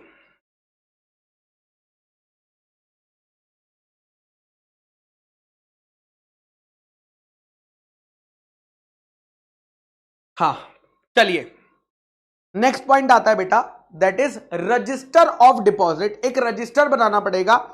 कोई भी कंपनी, ध्यान से सुनना, कोई भी कंपनी चाहे पब्लिक से डिपॉजिट ले रही हो चाहे मेंबर से डिपॉजिट ले रही हो, अगर आपकी कंपनी पब्लिक से डिपॉजिट ले रही है या मेंबर से डिपॉजिट ले रही है, पब्लिक से डिपॉजिट ले रही है या मेंबर से डिपॉजिट ले रही है, यह फर्क नहीं पड़ता, उस कंपनी को मेंटेन करना पड़ेगा। क्या मेंटेन करना पड़ेगा? Register of deposit. एक रजिस्टर बनाना पड़ेगा डिपॉजिट्स का, ठीक है। एक से ज्यादा भी बन सकते हैं, अगर मल्टीपल डिपॉजिट्स है तो एक से ज्यादा भी बन सकते हैं। और इसे कहां पर संभाल के रखना है? इसे संभाल कर रखना है रजिस्टर्ड ऑफिस पर। रजिस्टर्ड ऑफिस पर यह रजिस्टर संभाल के रखा जाएगा। अब नेक्स्ट आता है कंटेंट। इस रजिस्टर के अंदर क्या क्या बातें लिखी जाती हैं? बहुत सिंपल सी बातें हैं बेटा। डिपॉजिट से रिलेटेड सारी चीजें लिख दो, आपका रजिस्टर रेडी हो गया। भाई डिपॉजिट से रिलेटेड क्या क्या चीजें हैं? नाम लिख दो, उसका एड्रेस लिख दो, अमाउंट लिख दो, है ना, इंटरेस्ट रेट लिख दो, किस दिन किया, वो सारी बातें इस रजिस्टर में लिख देना, आपका रजिस्टर बनके रेडी हो जाएगा। यही बात यहां पर लिखी है, that every company accepting deposit. जिस कंपनी ने डिपॉजिट एक्सेप्ट किया, ऑफ कोर्स अगर आपकी कंपनी ने डिपॉजिट लिए ही नहीं है तो वो रजिस्टर क्या बनाएगी? खाली रखेगी क्या? तो हर कंपनी जिसने डिपॉजिट एक्सेप्ट करे हैं उसको मेंटेन करना पड़ेगा एक या एक से ज्यादा रजिस्टर, ठीक है। कहां पर रखने पड़ेंगे? रजिस्टर्ड ऑफिस पर रखने पड़ेंगे।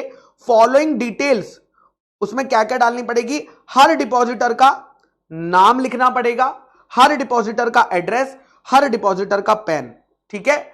एक क्वेश्चन आया था, सर क्या माइनर भी डिपॉजिट कर सकता है? बिल्कुल कर सकता है, अपने गार्जियन के थ्रू करता है। तो यहां पर अगर माइनर ने पैसे जमा कराए हैं तो फिर माइनर की जो डिटेल्स आती है वो किसकी ली जाती है? उसके गार्जियन की ली जाती है।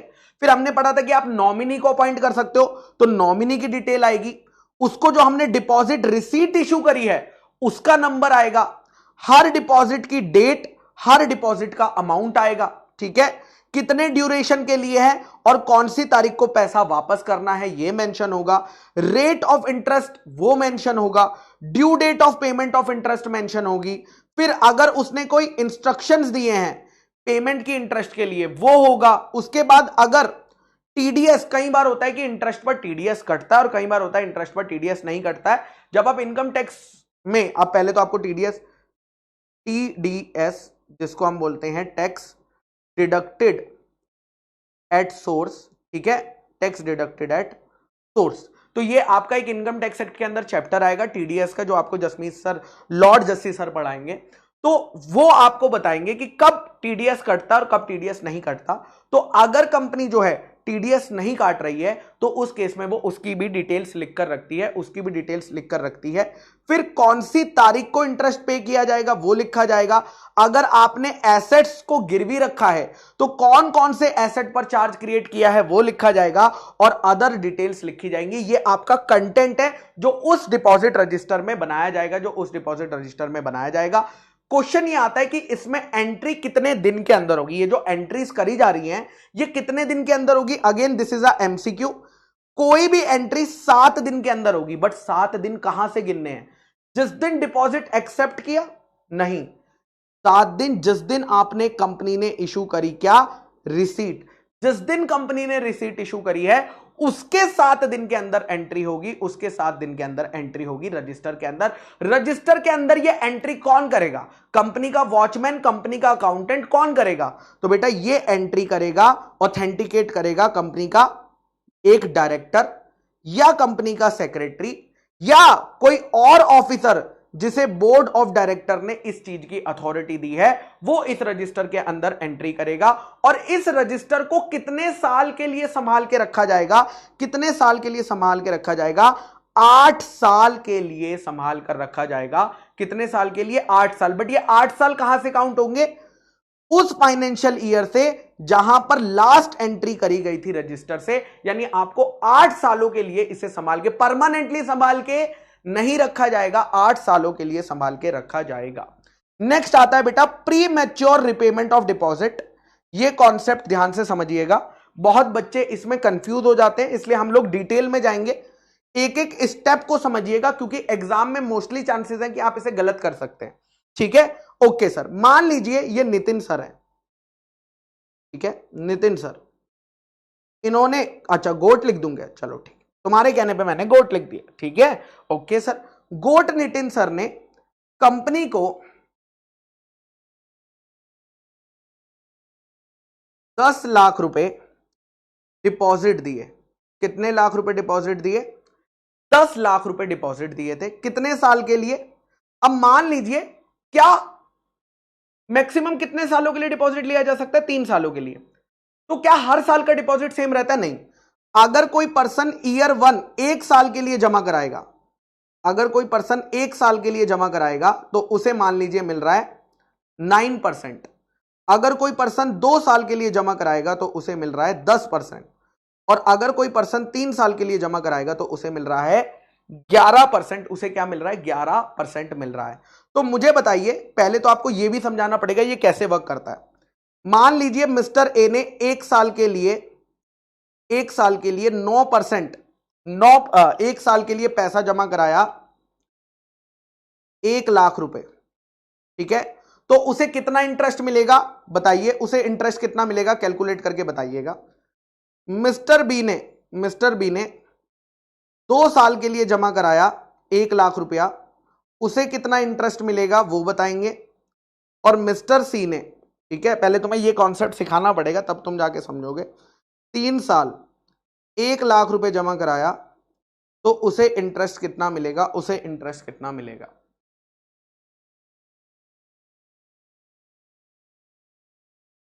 जल्दी निकालिए। यहां पर 1 साल 9%, 2 साल 10% और 3 साल 11%। चलिए, बच्चों ने कहा सर ए को 1 साल के लिए ईयर 1 में उसे 1 साल के लिए मिलेगा 1 लाख पर 9%, 1 लाख पर 9%, दैट इज 9,000 रुपए। ठीक है, मल्टीप्लाई करके देख लूं, 1 लाख इंटू 9%। हाँ यार तुम तो सही बता रहे हो। उसके बाद 2 साल के लिए अगर आपने जमा कराया तो कितना मिलेगा? यहां पर 2 साल को जमा कराने वाले को 10% मिलता है, 10%। तो मिस्टर बी के ईयर 1 का इंटरेस्ट और ईयर 2 का इंटरेस्ट। अब कुछ बच्चे ना गड़बड़ ये कर देते हैं, वो ईयर 1 को 9% से मल्टीप्लाई करते हैं, बट ऐसा नहीं होता मेरे बच्चा। यहां पर इसे दोनों सालों का यानी 1 लाख, ईयर 1 में इसे 1 लाख इंटू 10% और ईयर 2 में भी 1 लाख इंटू 10%, यानी यहां पर 10,000 ईयर 1 का और ईयर 2 का 10,000। समझ रहे हो क्या?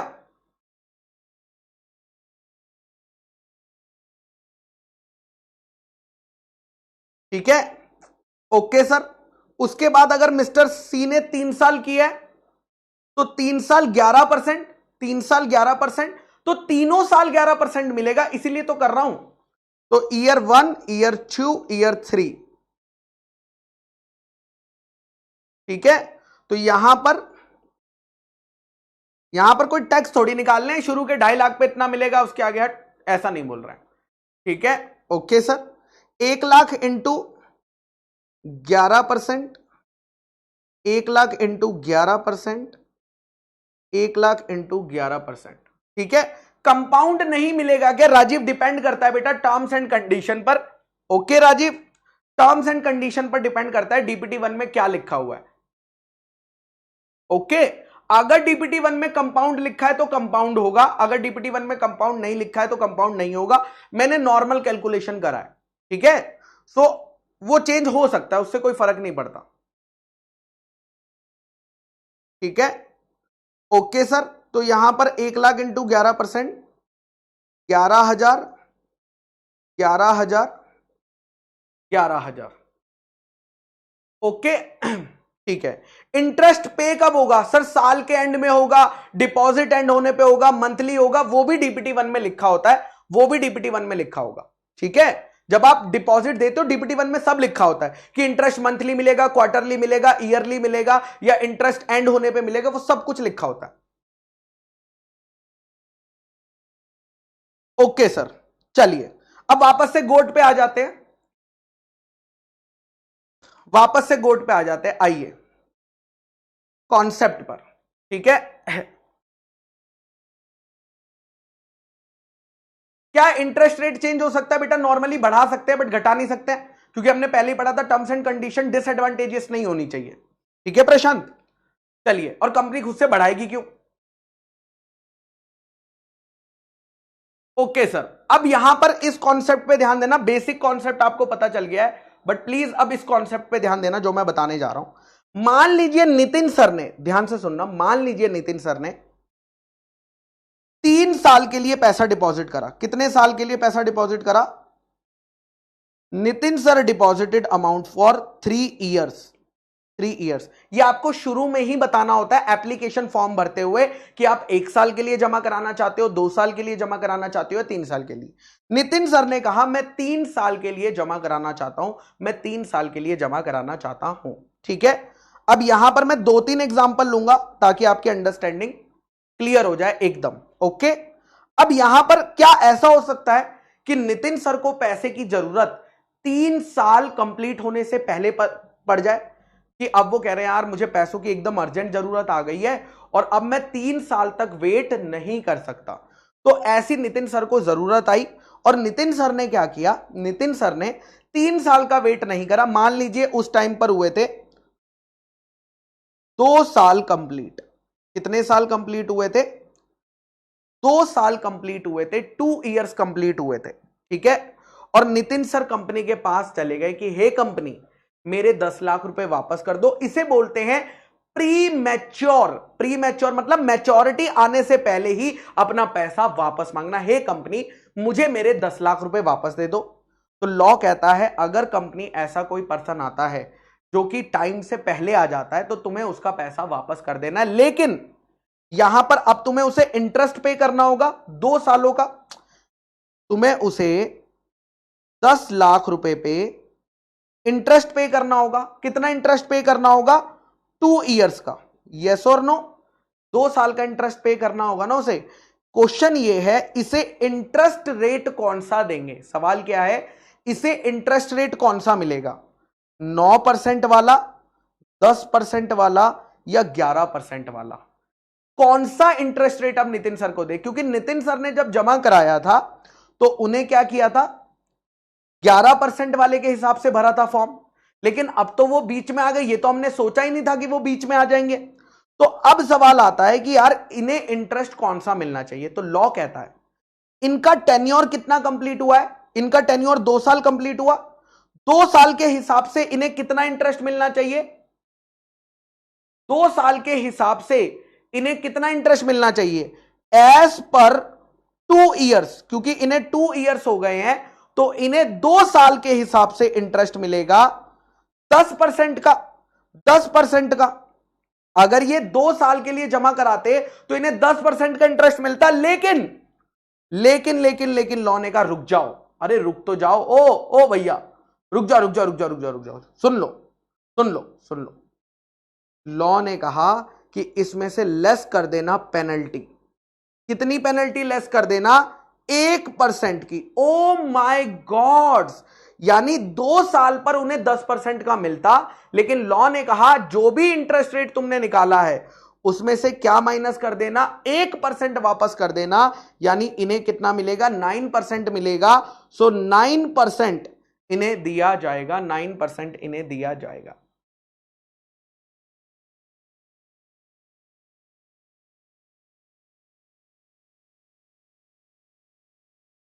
तो 10 लाख इंटू 9%, 1,80,000, 18,000 आ रहा है। मेरा तो 180 आ गया बे, क्या कर रहे हो तुम लोग?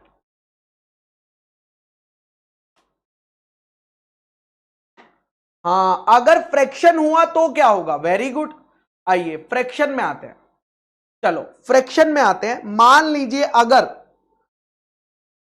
2 साल 5 महीने हुए तो क्या होगा? अगर 2 साल 5 महीने हुए तो क्या होगा? और अगर 2 साल 8 महीने हुए तो क्या होगा? यही सवाल है आपका। सर आपने तो एग्जैक्ट लिया ना, अगर 2 साल 5 महीने होते तो क्या होता? 2 साल 5 महीने को मंथ्स में कैलकुलेट करके बताओ ना मुझे। मंथ्स में बताओगे क्या? कितने मंथ्स होते हैं जरा एक बारी मंथ्स में भी बता दो मुझे। मेरे ख्याल से 24 + 5 यानी 29 मंथ्स की बात हो रही है, और 24 + 8 मतलब 32 मंथ की बात हो रही है।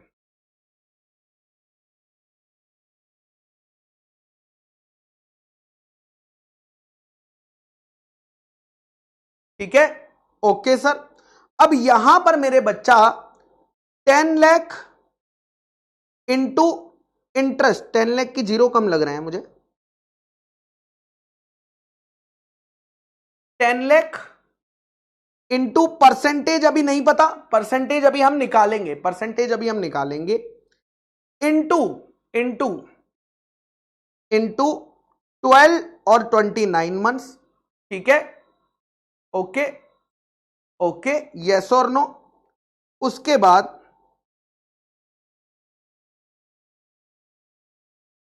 10 लाख इंटू इंटरेस्ट रेट अभी नहीं पता है, ठीक है, इंटू 32 डिवाइड बाय 12। ओके है, यहां तक सब कुछ ओके है क्या? बस इंटरेस्ट रेट हमें निकालना है कि कौन सा। अबे यार तुम लोग ना बस मेरी बेइज्जती कराओगे और कुछ नहीं कराओगे, ठीक है। चलिए, ओके सर। अब यहां पर हमें इंटरेस्ट रेट निकालना है, तो लॉ कह रहा है, लॉ कह रहा है भाई,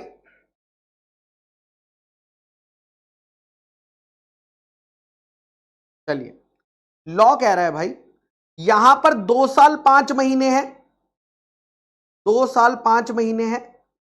क्या ये जो 5 महीने हैं ये 6 महीने से कम है? अगर ये 6 महीने से कम है तो इसे इग्नोर कर दो। इसे क्या कर दो? इग्नोर कर दो। इसे क्या कर दो? इग्नोर कर दो। ठीक है, अगर ये 6 महीने से कम है तो आप इसे इग्नोर करो, यानी आप कौन सा इंटरेस्ट रेट लोगे? 2 साल का इंटरेस्ट रेट लोगे, 2 साल का इंटरेस्ट रेट लोगे। 2 साल का इंटरेस्ट रेट कितना था? 10%। उसमें से लेस कर दोगे पेनल्टी। कितनी पेनल्टी? 1%। तो आपका रेट आ जाएगा 9%। तो यहां पर 9% कर दो। ठीक है, अगर आपका पीरियड, ये जो पार्ट ऑफ द ईयर है, ये 6 महीने या 6 महीने से ज्यादा है तो इसे राउंड ऑफ कर लो नेक्स्ट ईयर में, इसे राउंड ऑफ कर लो to next year. Next year कितना आ जाएगा? 3 साल। 3 साल का इंटरेस्ट रेट कितना था? 11%। 3 साल का इंटरेस्ट रेट कितना था? 11%। लेकिन इसमें से पेनल्टी तो माइनस होगी ना, लेस पेनल्टी 1%। तो आप यहां पर कितना दोगे? 10% का इंटरेस्ट रेट दोगे, 10% का इंटरेस्ट रेट दोगे।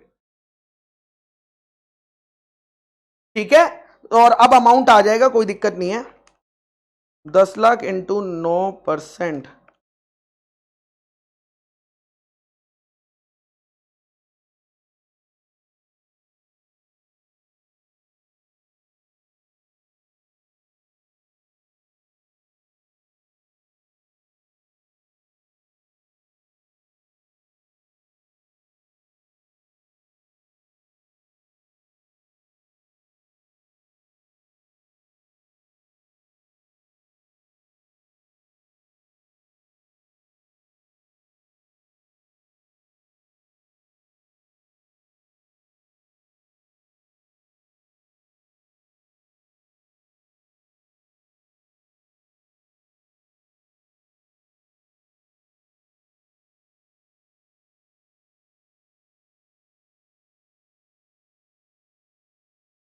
अब एक चीज आपने नोटिस नहीं करी होगी, मैं आपको नोटिस करवा देता हूं, जो चीज आपको नोटिस करनी चाहिए थी वो मैं आपको नोटिस करवा देता हूं, ठीक है।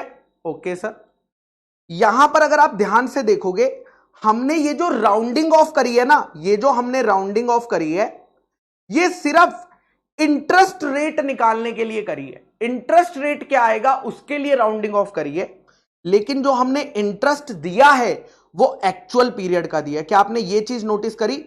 इंटरेस्ट रेट हम एक्चुअल पीरियड का देते हैं, ये देखो ये एक्चुअल पीरियड है। जो राउंडिंग ऑफ करी है वो सिर्फ इंटरेस्ट रेट कौन सा लगना चाहिए उसके लिए करिए, बट इंटरेस्ट जो दिया है वो एक्चुअल पीरियड के लिए दिया है, जितने पीरियड के लिए कंपनी के पास वो पैसा पड़ा हुआ था।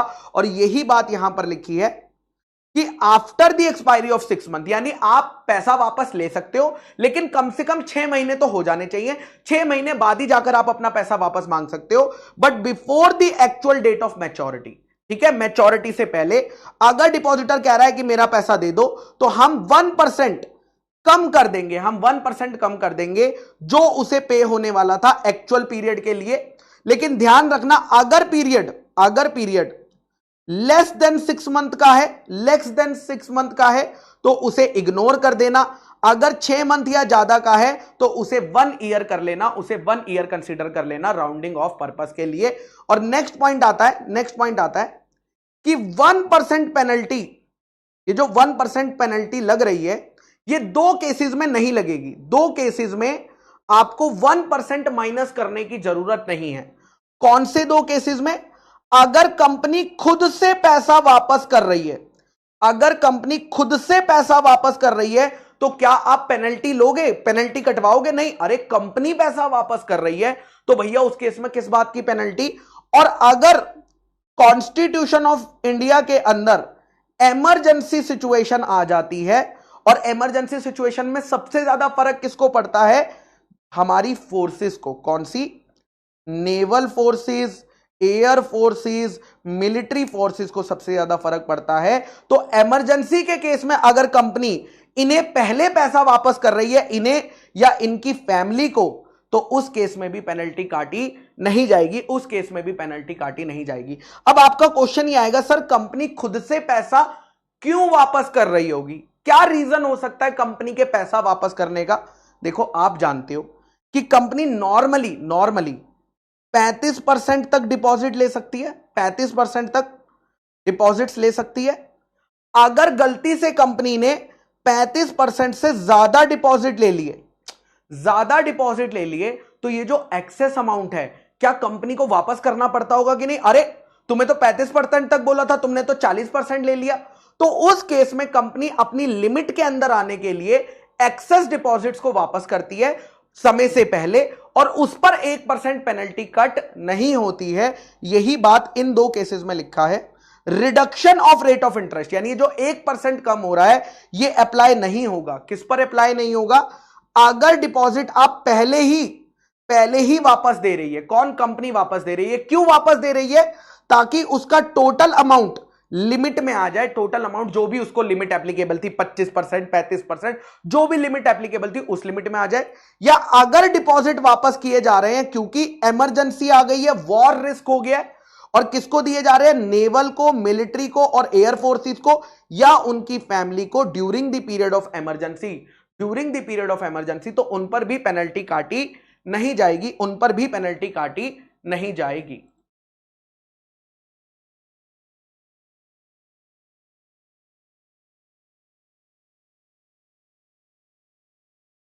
सेम बेटा अमन, सेम होगा interest rate calculate, but penalty reduction नहीं करोगे आप, ठीक है। चलिए ओके सर, नेक्स्ट पॉइंट पर चलते हैं। आइए नेक्स्ट पॉइंट क्या कहता है, इसको ध्यान से समझिएगा। अब यहां पर लॉर्ड जस्सी को ले आते हैं, लॉर्ड जस्सी, ठीक है, ये लॉर्ड जस्सी हैं। लॉर्ड जस्सी ने क्या किया, एक कंपनी को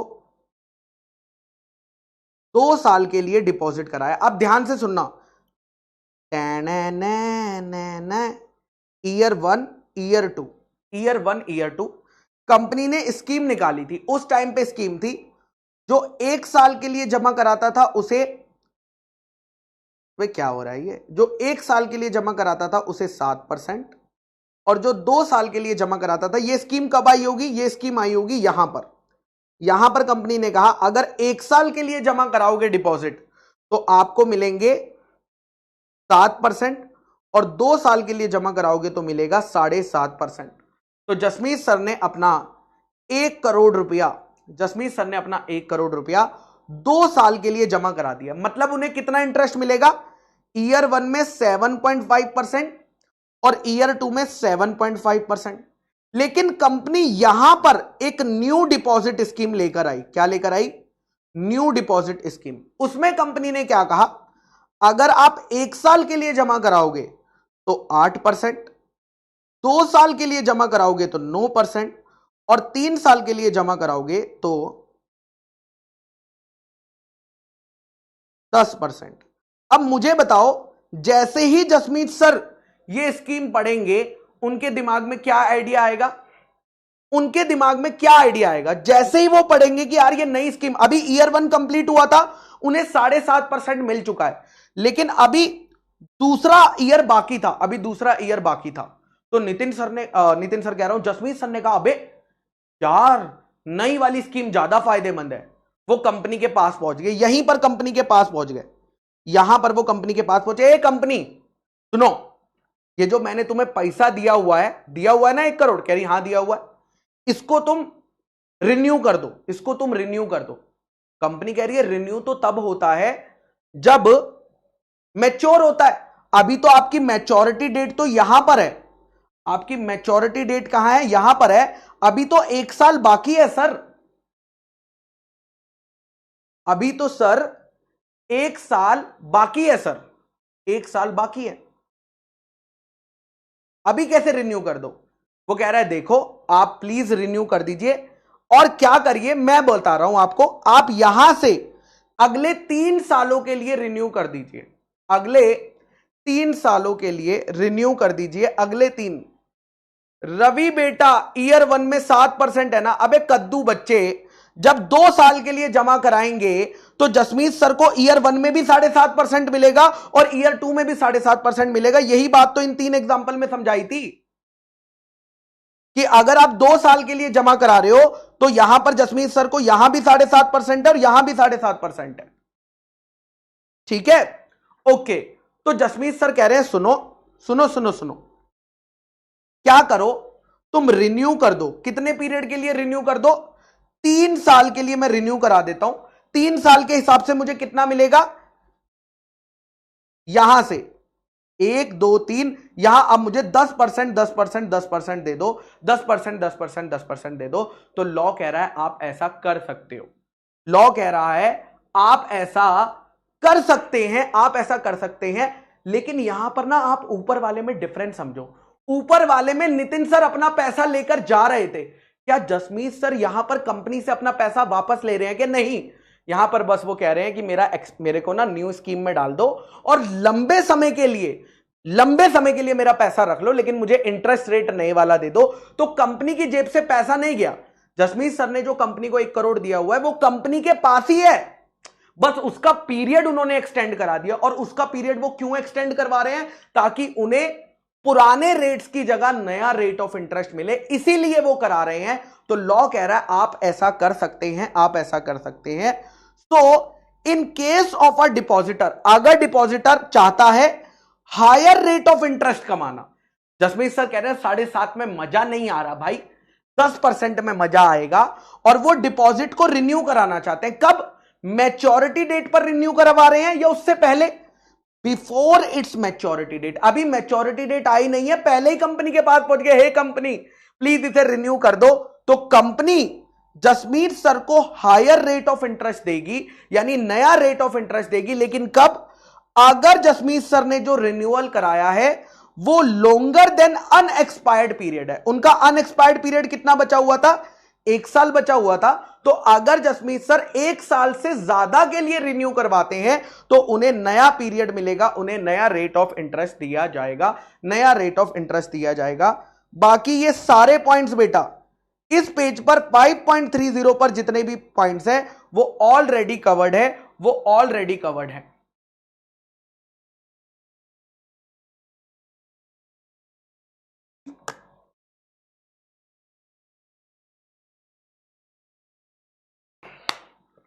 अच्छा, इसमें कंपनी का लॉस है शिवम? कंपनी का लॉस है ही नहीं। कंपनी को 1 करोड़ अब पहले सिर्फ 1 साल में वापस करना था, अब 2 साल के लिए और मिल गया ना, तो कंपनी का भी तो फायदा है कि कंपनी को और 2 सालों के लिए 1 करोड़ रुपए मिल गया जसमीत सर का।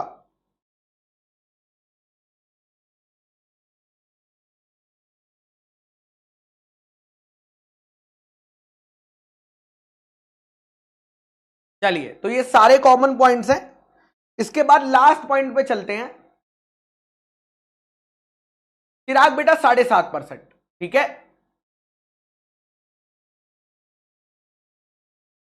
अदिति बेटा 7.5%।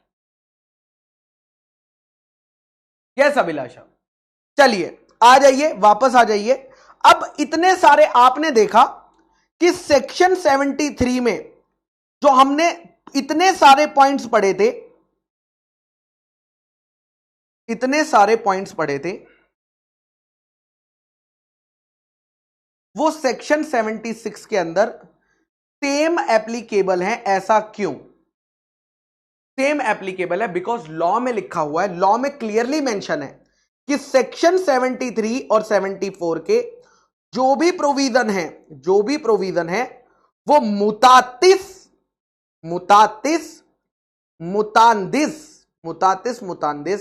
अप्लाई किए जाएंगे सेक्शन नंबर 76 को। इसीलिए बड़े सारे पॉइंट्स वापस से रिपीट करे हैं, क्योंकि लॉ में क्लियरली मेंशन है कि सेक्शन 73 में लिखी बातें मुतातिस सेक्शन 76 के लिए भी एप्लीकेबल है। और यह बात आपको पढ़ने की जरूरत नहीं है, आप चाहो तो इसे कट भी कर सकते हो, बट ये सिंपल सी बात यही बोल रहा है कि सेक्शन 76 में जो भी बातें, जो भी सेक्शन 73 और सेक्शन 74 में लिखी है वो मुतातिस अप्लाई होगी पब्लिक से डिपॉजिट लेने में। और इसीलिए सारी बातें बेटा सेम थी। मेजॉरिटी ऑफ दी बातें जो क्या थी वो सेम लिखी हुई थी, मेजॉरिटी बातें सेम लिखी हुई थी। चलिए, तो यहां पर हमारा क्या चैप्टर ओवर होता है क्या? The answer is no. एक लास्ट सेक्शन बचता है, सेक्शन नंबर 74। ये सेक्शन अब प्रैक्टिकली किसी काम का नहीं रह गया। आज हम कौन सी तारीख पे हैं सारे बच्चे बताएंगे? ठीक है, आज हम कौन सी तारीख पे हैं?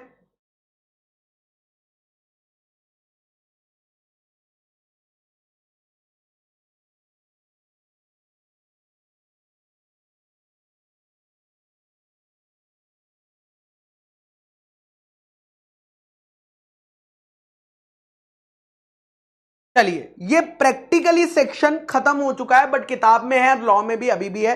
क्यों खत्म हो चुका है इसका लॉजिक समझ लेते हैं। तो एग्जाम में इसके आने के चांसेस मतलब एकदम बहुत ही कम है, बहुत ही कम है। आज तारीख है 1 अप्रैल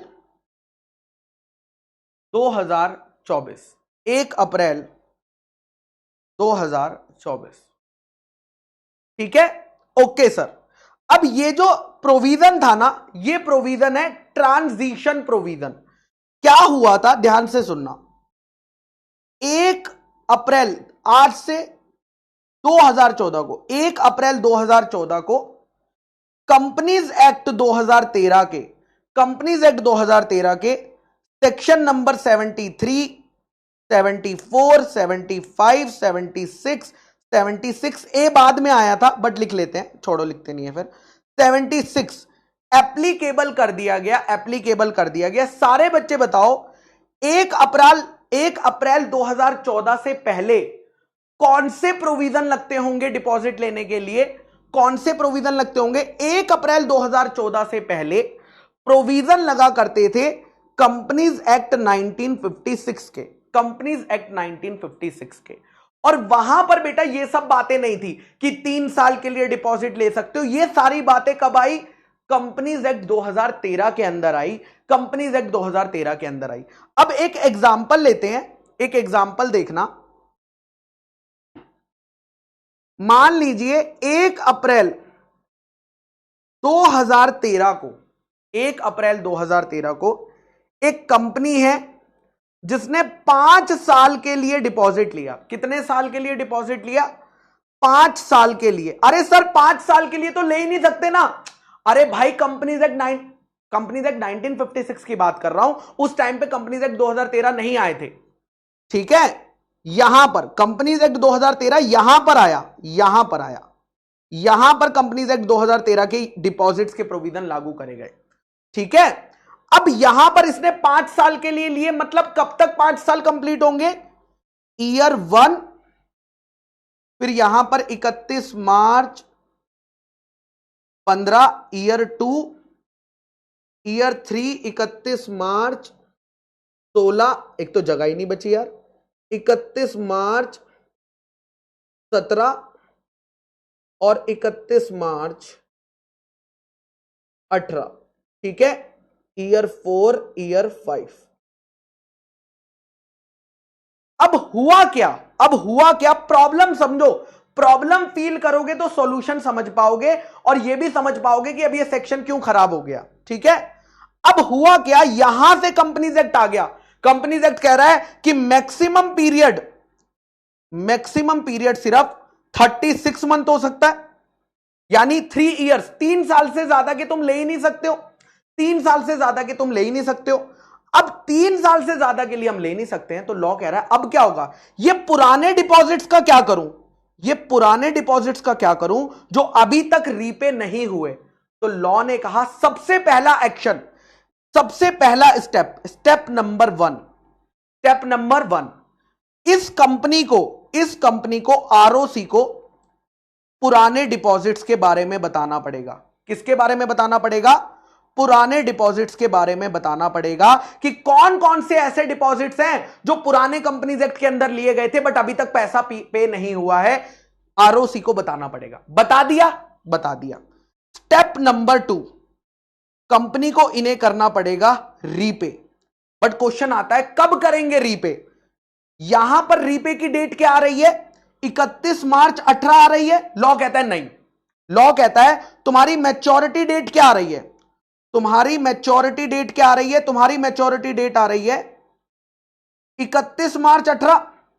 लेकिन कंपनीज एक्ट क्या कहता है? 2013। कंपनीज एक्ट 2013 कह रहा है मैक्सिमम 3 साल। तो 1 अप्रैल 2014 को जब कंपनीज एक्ट 2013 का ये वाला चैप्टर आया तो यहां से 3 साल कब खत्म होंगे? जल्दी बता दो एक बारी। 1 अप्रैल 2014 को जब ये नया प्रोविजन आया तो यहां पर 3 साल कहां तक जाएंगे? ईयर 1, ईयर 2 और ईयर 3।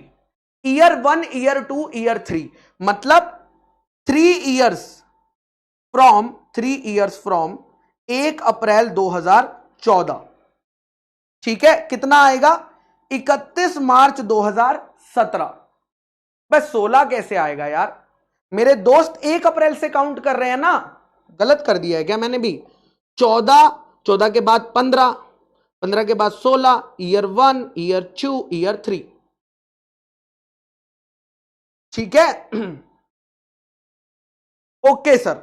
अब इन दोनों में से जो भी डेट पहले आएगी, इन दोनों में से जो भी डेट अर्लियर होगी, अर्लियर कौन सी आएगी आपके एग्जाम्पल में? इन दोनों में से कौन सी डेट पहले आएगी? 2017 की डेट पहले आएगी। अर्लियर कौन सी आएगी? 2017। तो लॉ कह रहा है कंपनी, ओ कंपनी, 31 मार्च 2017 को तुम्हें ये क्या कर देने हैं? रीपे कर देने हैं। यानी एक्चुअल मैच्योरिटी डेट और 3 years from 2014 which ever is earlier पे कर दे इनका पैसा। कंपनी कह रही है अरे लेकिन 2018 को देना, पता नहीं है, नया एक्ट आ गया, पे कर दे इनको, पे कर दे इनको। ठीक है, और इसीलिए आज की तारीख में बेटा 3 साल में जितने भी पे होने थे नॉर्मली पे हो चुके होंगे। आज 2024 में ऐसा कोई डिपॉजिट होगा क्या जो हमने पहले लिया था लेकिन अभी तक पे नहीं हुआ? क्या ऐसा हुआ होगा क्या? आज 2024 में खड़े हैं यार, 2014 को कितने साल हो गए हैं, आज तक वो सारे पुराने डिपॉजिट्स पे हो चुके होंगे, इसलिए ये ज्यादा रेलेवेंट नहीं है सेक्शन। ठीक है, अब कई बार ऐसा एक ऑप्शन कंपनी को दिया है, एक ऑप्शन कंपनी को दिया है कि कंपनी अगर तुम किसी वजह से पे नहीं कर पाती हो, ठीक है, अगर तुम किसी वजह से पे नहीं कर पाती हो, अगर तुम किसी वजह से पे नहीं कर पाती हो तो तुम ट्राइब्यूनल के पास एप्लीकेशन कर लेना, ट्राइब्यूनल के पास एप्लीकेशन कर लेना कि प्लीज हमारा पीरियड एक्सटेंड कर दो, प्लीज हमारा पीरियड एक्सटेंड कर दो। तो ट्राइब्यूनल चाहेगा तो आपका पीरियड एक्सटेंड कर सकता है, ट्राइब्यूनल अगर चाहेगा तो आपका पीरियड एक्सटेंड कर सकता है। और अगर कंपनी ने टाइम पे पैसा पे नहीं करा, ड्यू डेट पर या ट्राइब्यूनल के बढ़ाए हुए टाइम पर, तो उस पर क्या लग जाएगी? पेनल्टी लग जाएगी, उस पर क्या लग जाएगी? पेनल्टी लग जाएगी। सर इंटरेस्ट कितने ईयर का मिलेगा? मुझे बताओ, 5 साल का इंटरेस्ट मिलना चाहिए या 4 साल का? अरे कंपनी ने तेरा पैसा कितने दिन यूज करा, कंपनी ने तेरा पैसा कितने दिन यूज करा? 5 साल यूज करा कि 4 साल यूज करा? इंटरेस्ट क्यों देते हैं? इंटरेस्ट देते हैं जितने दिन के लिए पैसा यूज करेंगे, है ना? तो यहां पर इंटरेस्ट कितने दिनों का मिलेगा? ऑफ कोर्स जितने दिन पैसा यूज हुआ है उतने दिन का इंटरेस्ट दिया जाएगा।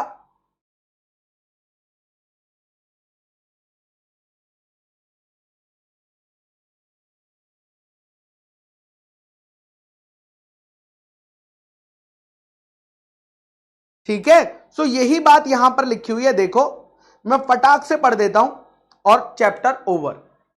ओके सर, सबसे पहला काम, स्टेप नंबर 1, स्टेप 1 क्या?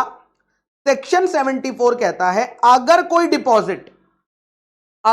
डिपॉजिट कंपनी ने एक्सेप्ट किया था बिफोर 1 अप्रैल 2014, अगर कंपनी ने 1 अप्रैल 2014 से पहले कोई डिपॉजिट लिए थे जिसका अमाउंट या तो डिपॉजिट देना या इंटरेस्ट देना अभी बाकी है, इंटरेस्ट देना अभी बाकी है, तो कंपनी को सबसे पहले फाइल करना है, आरओसी के साथ फाइल करना है स्टेटमेंट। क्या फाइल करना है? स्टेटमेंट फाइल करना है। कितने महीने के अंदर?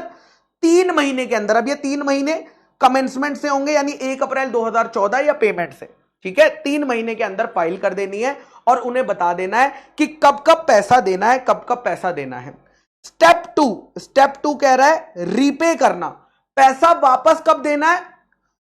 3 साल में। 3 साल कहां से? कमेंसमेंट मतलब 1 अप्रैल 2014, 1 अप्रैल 2014 से 3 साल, या डिपॉजिट्स का जो एक्चुअल पीरियड था, डिपॉजिट्स का जो एक्चुअल पीरियड था, विच एवर इज अर्लियर, जो भी पहले खत्म होगा वहां पर रीपे हो जाने चाहिए, वहां पर रीपे हो जाने चाहिए। ठीक है, उसके बाद अगर कंपनी पे नहीं कर पाती है, अगर कंपनी पे नहीं कर पाती है तो वो ट्राइब्यूनल के पास एप्लीकेशन कर सकती है। ट्राइब्यूनल के पास एप्लीकेशन करके ट्राइब्यूनल उस कंपनी की फाइनेंशियल कंडीशन देखेगा और उसे अलाउ कर सकता है फर्दर टाइम, मतलब एक्स्ट्रा टाइम दे सकता है, एक्स्ट्रा टाइम दे सकता है। ठीक है, और एक्स्ट्रा टाइम मिलने के बाद भी, यानी अगर कंपनी उस पैसे को पे नहीं करती है तो भैया वाट लगा दी जाएगी। कितनी वाट लगा दी जाएगी? कंपनी के ऊपर मिनिमम फाइन 1 करोड़ और मैक्सिमम 10 करोड़, और ऑफिसर इन डिफॉल्ट पे जेल होगी जो कि 7 साल तक की हो सकती है, 25 लाख रुपए और 2 करोड़, मिनिमम 25 लाख मैक्सिमम 2 करोड़, या दोनों।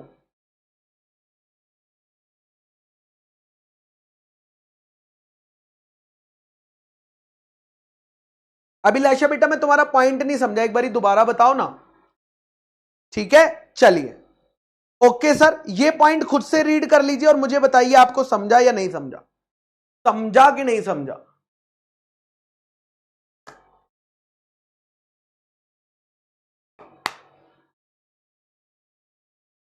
हिमांशु लर्न करने की जरूरत नहीं यार 74 को।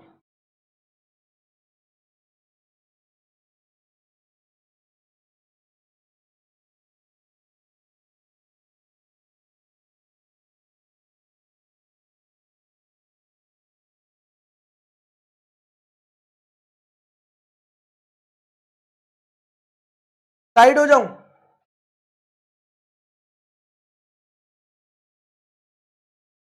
ओके यशवीर।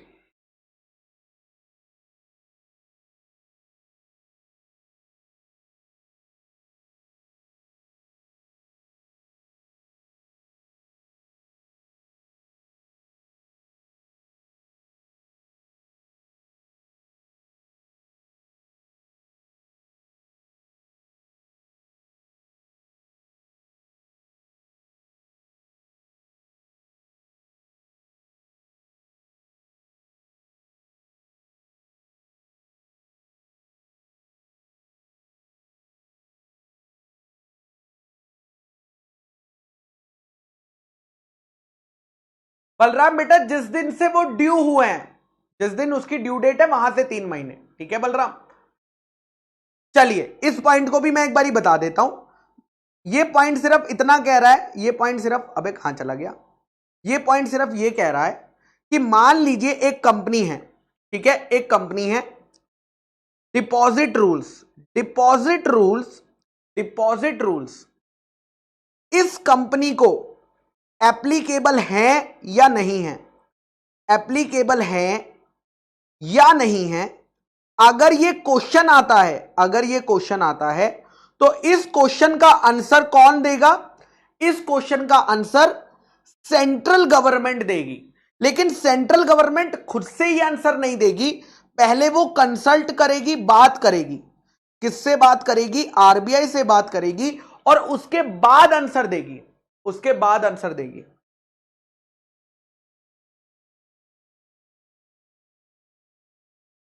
अभिलाषा बेटा विच एवर इज अर्लियर है बेटा।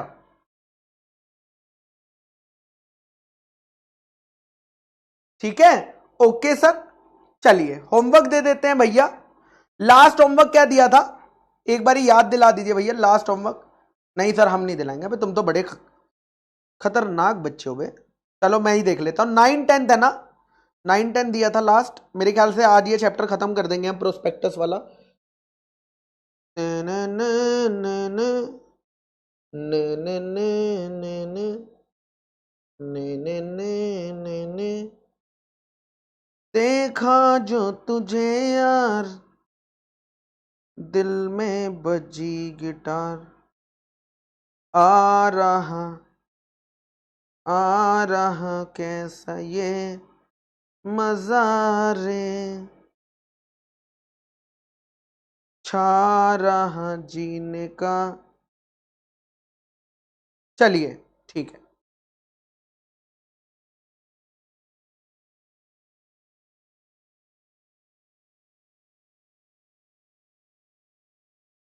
चलिए। तो चैप्टर नंबर 3 में थोड़े ज्यादा क्वेश्चन है। क्वेश्चन नंबर 11, 12, 13 कल हो जाएगा ये खत्म। I don't like Munni because वो बदनाम है। चलिए उसके बाद मैंने आपको जैसा बताया है, ठीक है, आज इसका पूरा रिवीजन वीडियो आ जाएगा, रिवीजन वीडियो आ जाएगा और इसके एमसीक्यू, इसके एमसीक्यू, ठीक है, एंड क्वेश्चन आंसर का भी, पीडब्ल्यू की बुक का क्वेश्चन आंसर का भी वीडियो आ जाएगा, क्वेश्चन आंसर का भी वीडियो आ जाएगा। तो आपका ये चैप्टर 100% कंप्लीट हो जाएगा। जब भी आप रिवाइज करोगे, अगेन मैं कई बार बताता हूं, जब भी आप रिवाइज करोगे तो ये 2 वीडियो इनफ है, ये 2 वीडियो इनफ है मेरी साइड से जो आपको रिवीजन कराना है। लर्न तो आपको करना पड़ेगा, बट ये रिवीजन वीडियो और एमसीक्यू 100% तैयारी।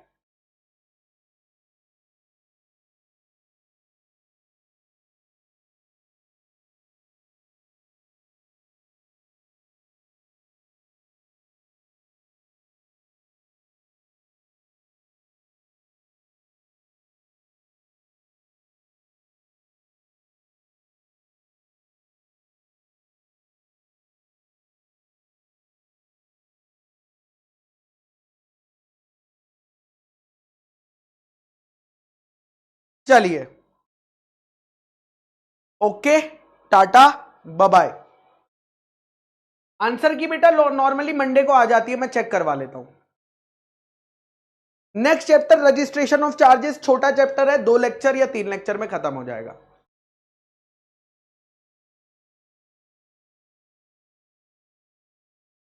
अर्चित बेटा कॉर्पोरेट एंड अदर लॉज में जाना, वहां पर एक टैब होगी क्वेश्चन आंसर की, वहां मिलेगा। ठीक है, चलिए। हाँ सब कह रहे हैं थैंक यू, जल्दी छुट्टी हो जाए तो थैंक यू, लेट हो तो सर निकालो यहां से।